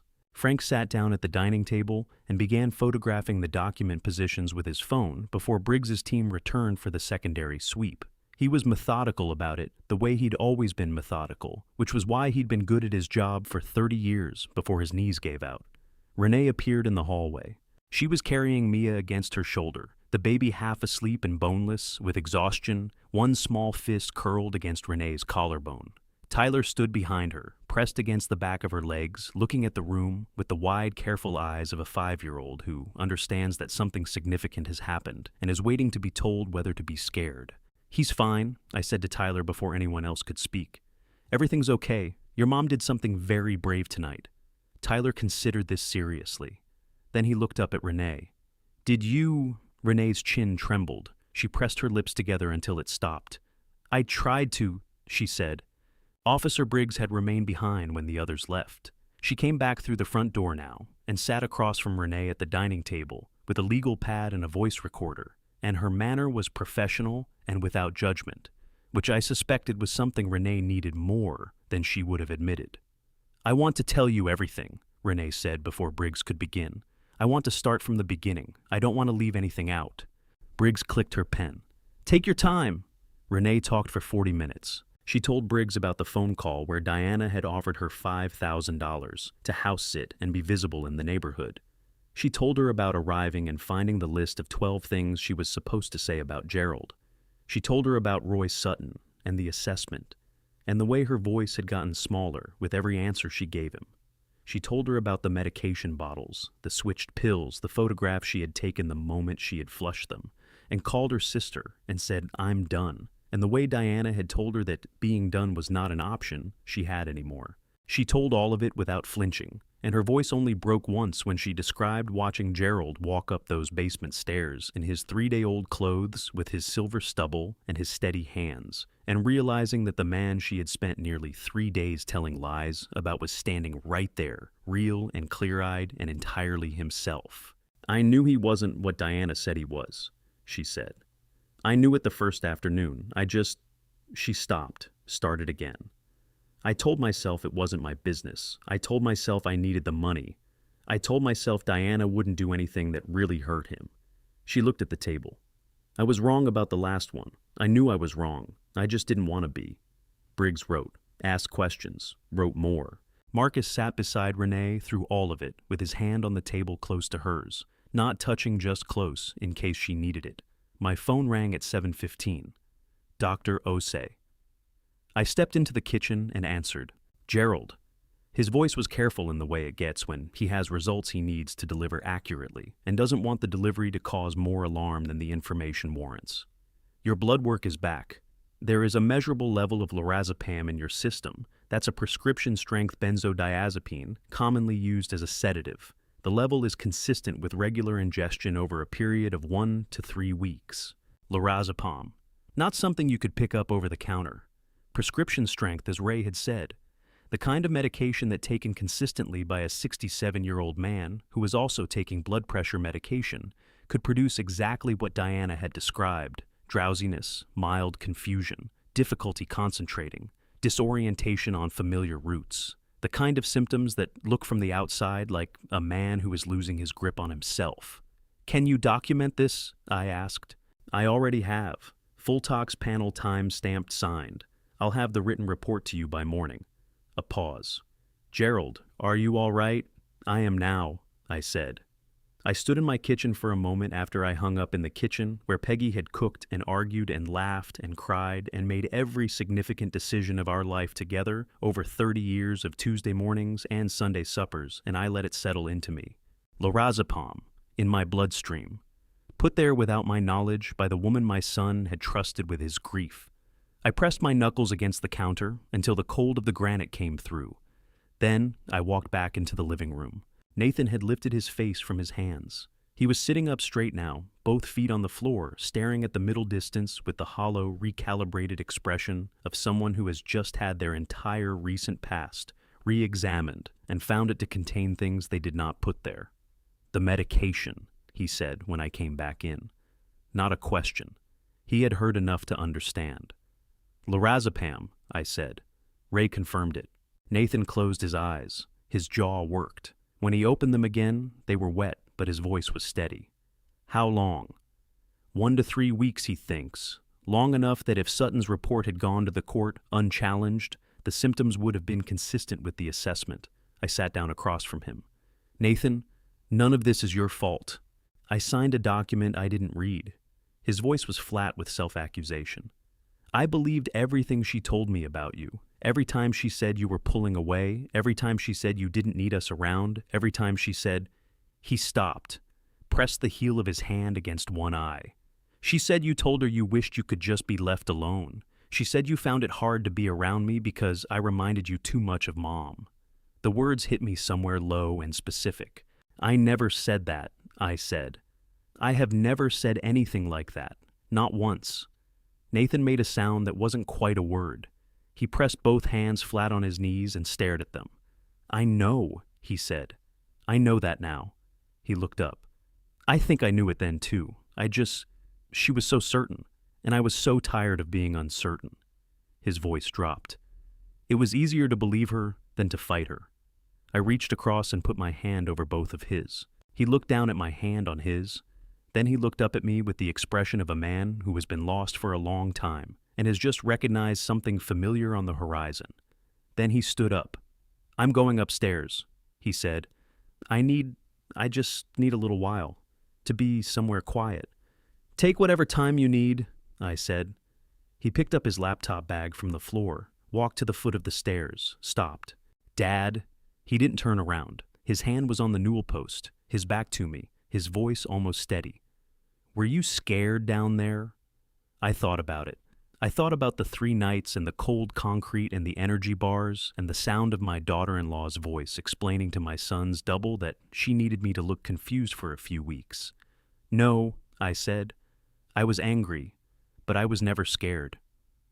Nathan nodded slowly, like this was the answer he had needed.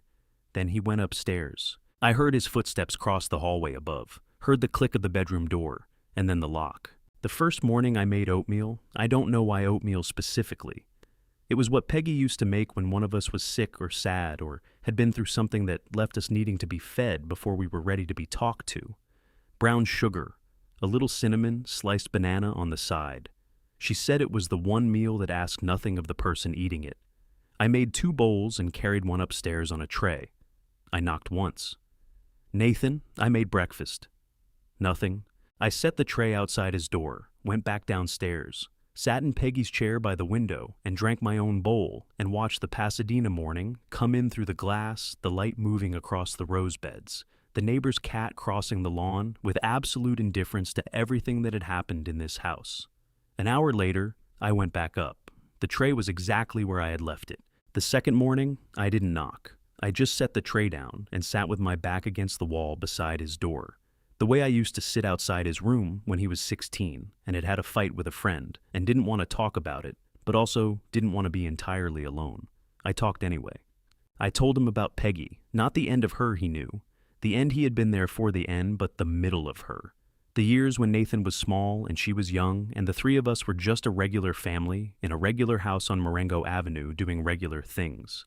I told him about the summer she decided to plant roses and spent 3 weekends getting it wrong before she figured it out, and then acted as though she had known all along. I told him about the road trip we took when he was 7, the one where the car broke down in Bakersfield, and we spent a night in a motel with a broken air conditioner, and Peggy made a game out of it that Nathan talked about for years afterward. I talked for an hour. I didn't hear a sound from inside the room, but the tray from that morning was gone when I came back at noon. The third day I sat down outside his door and said only one thing. "I'm not going anywhere, son. You don't have to talk. You don't have to open the door. But I want you to know that I am sitting right here and I am not leaving, and this is your home as much as it is mine." Then I looked down the hallway toward Peggy's chair, at the far end just visible in the afternoon light. "Don't let him be alone in the pain," she had said the night before she died. Her voice had been so thin by then, but her hand on mine had been steady.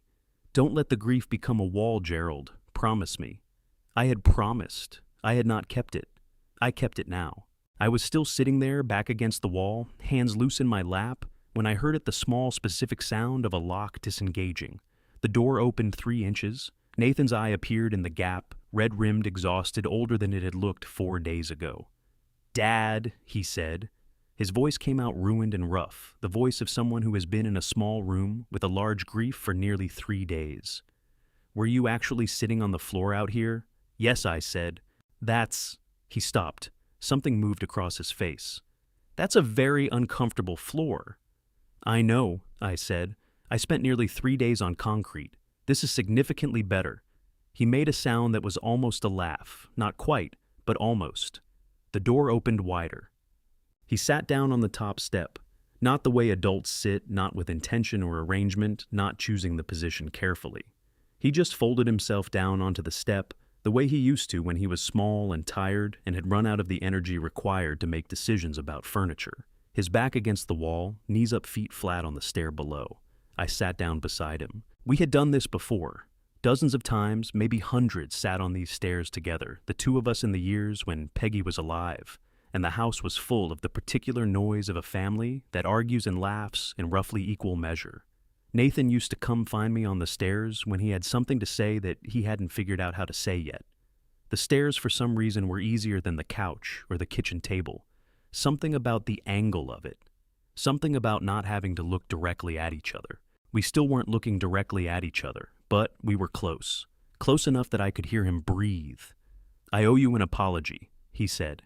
His voice was still rough from nearly 3 days of disuse, but it was his voice, not the careful, managed version of it that I had been receiving for 5 years, but the real one underneath the one I recognized. "You don't," I said. "Let me." He turned the words over for a moment. "I believed things about you that weren't true. I believed them for years. I let them change how I treated you." He paused. "I let her convince me that you didn't need me. That you'd replace Mom with a new life, and the old one, me, us, what we were, was just something you were being polite about." I looked at the wall across the hallway. Peggy's chair was just visible from here, in the dim light from the living room, below the shape of it, the angle toward the window.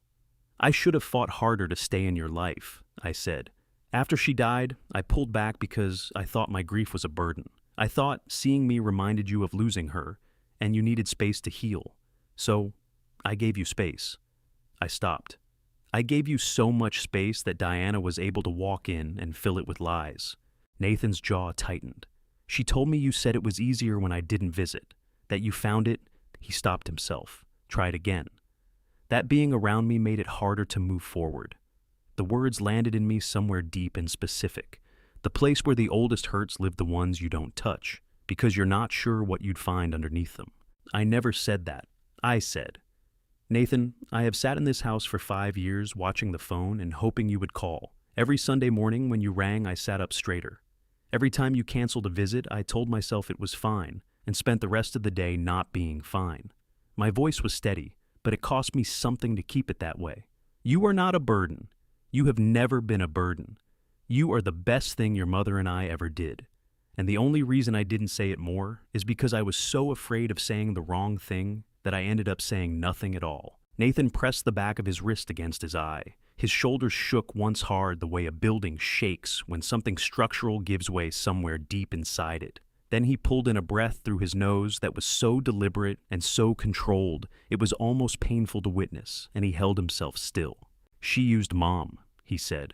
His voice was very quiet. "That's what I keep coming back to. She looked at the thing I was most broken about, and she used it.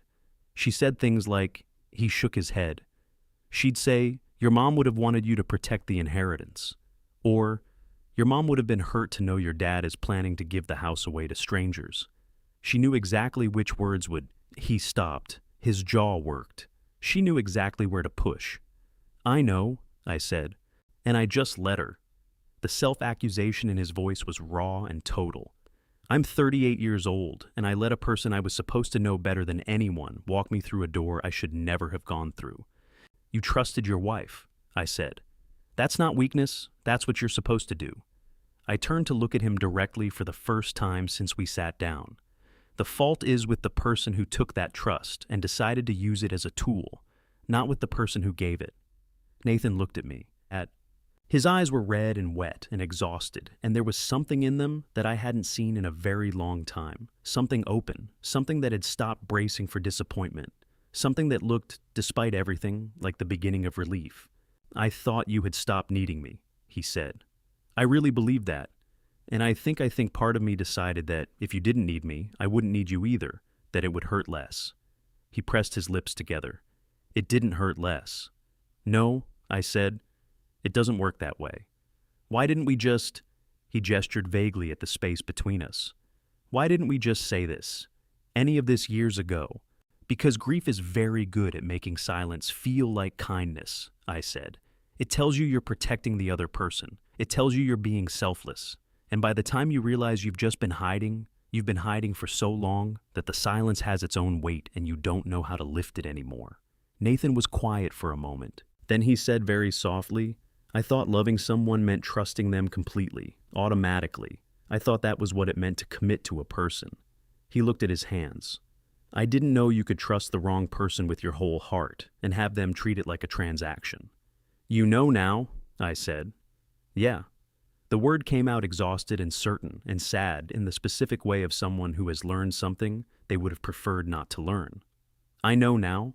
We sat for a while after that, not uncomfortably not, with the old managed distance between us, but the way two people sit together when they have finally said the things that needed saying, and the air is different for it. The house was quiet around us.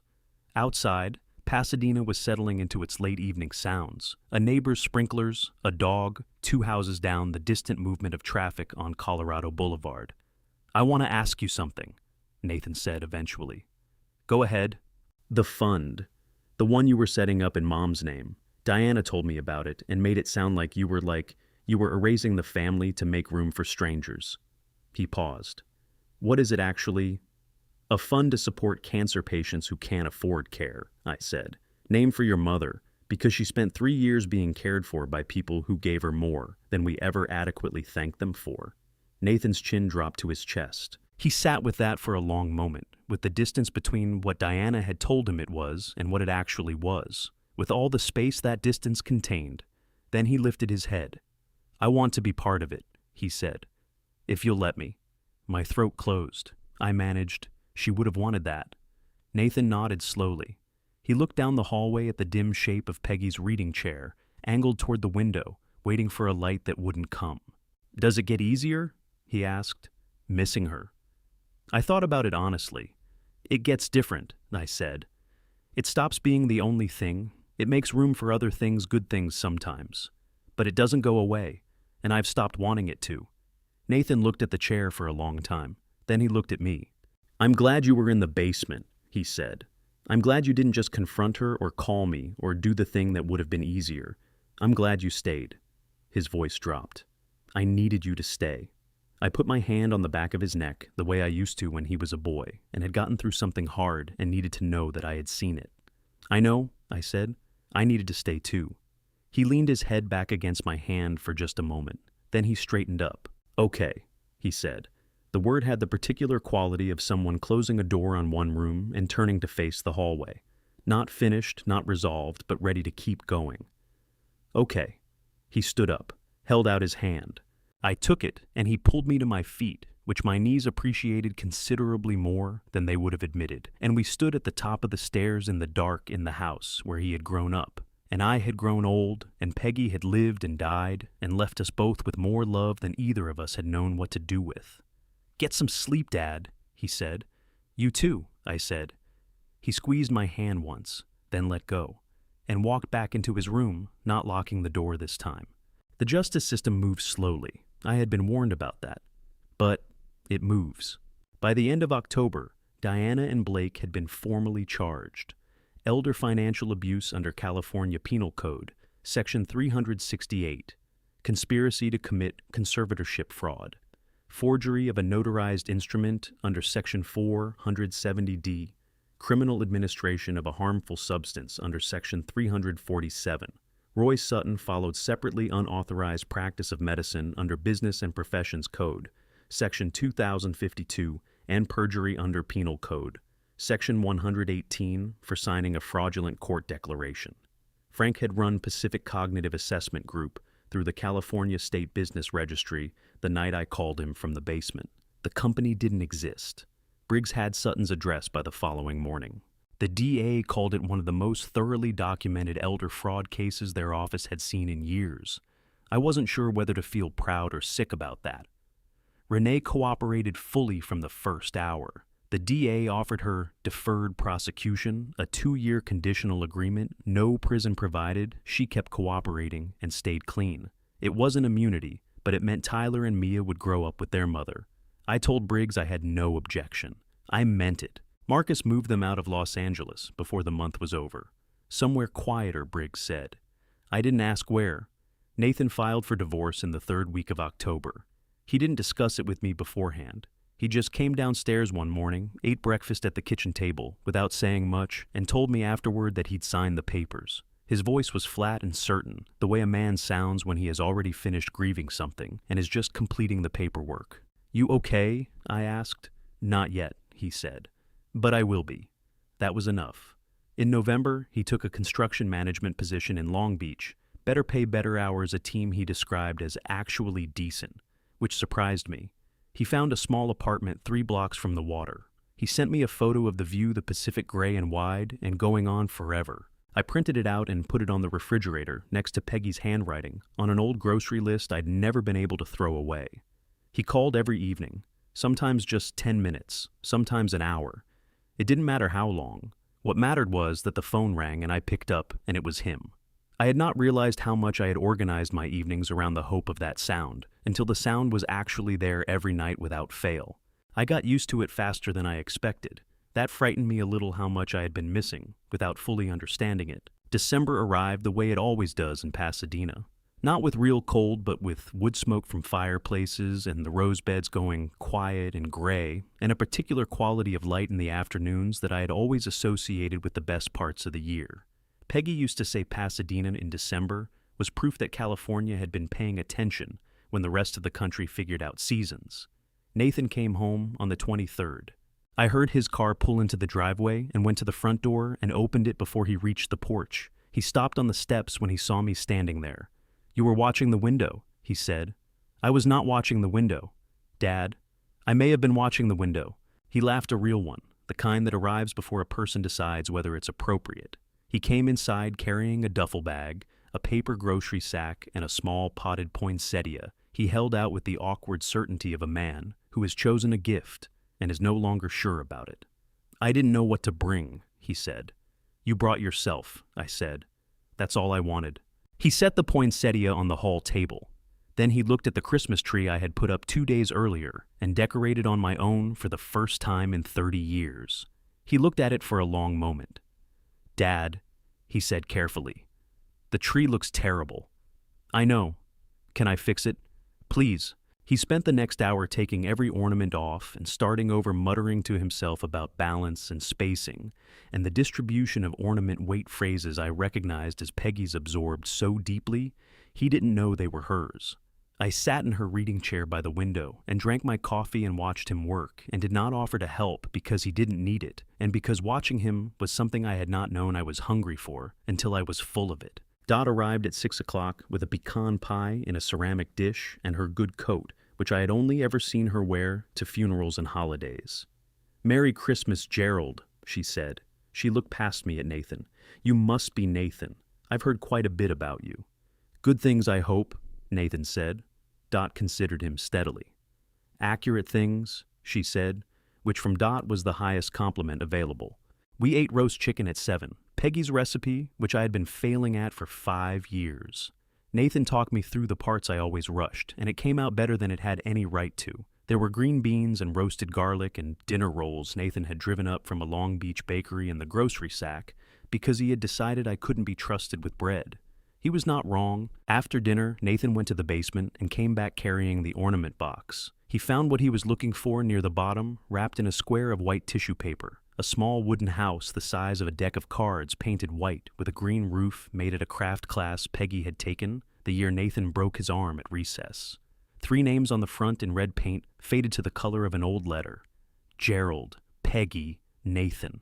He hung it on a branch near the top of the tree where the light would catch it. Then he stepped back and looked at it. "She took me to the ER that Saturday morning," he said, then went straight to the craft class because she'd already paid and said a broken arm wasn't a good enough reason to waste $12.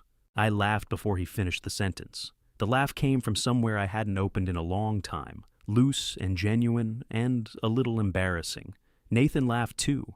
Dot helped herself to a second piece of pecan pie with the expression of a woman who had earned it. Later, after Dot went home and Nathan fell asleep down the hall with his door open, not locked, not anymore, never again, I stood alone in front of the tree. The lights were still on. Peggy had always insisted on that. "You turn them off when you're done looking, Gerald, not before." I looked at the small wooden house, the 3 names in the soft light. I put 2 fingers against the painted surface. "I kept it," I said quietly. "I kept the house. I kept all of it. And I got him back." The lights flickered once that old-timer, quirk I had always meant to fix and now knew I never would. I turned off the lamp, left the tree lights on, and went to bed in my own home, in my own bed, with my son asleep down the hall and Peggy's handwriting on the refrigerator and 3 faded names glowing softly somewhere in the dark. This family story taught me something I should have learned decades ago. Silence is not kindness, distance is not protection, and grief, if you let it, will build walls between the people who need each other, most walls that others will gladly fill with lies. I spent 5 years stepping back, thinking I was sparing my son pain. Instead, I handed someone a blueprint for family betrayal, and she used every empty space I left behind. Don't do what I did. Don't wait until someone is standing in your basement listening through a ventilation grill to finally say the things that matter. Say them now, today. To the person you've been meaning to call, my personal belief is simple family story should never be a story of silence. The people who love you cannot fight for a place you won't let them stand in. God gives us family not to use against each other, but to hold each other up, especially when the weight gets too heavy to carry alone. If this family story reached you tonight, if any part of it felt familiar, drop a comment below. Share it with someone who needs to hear it. And if you haven't subscribed yet, this is your sign. This has been a deeply personal family betrayal story. Thank you for staying until the very end. A note going forward, some upcoming stories contain fictional elements crafted purely to carry a deeper human truth. If that's not what you're looking for, no hard feelings. Choose what feeds your soul.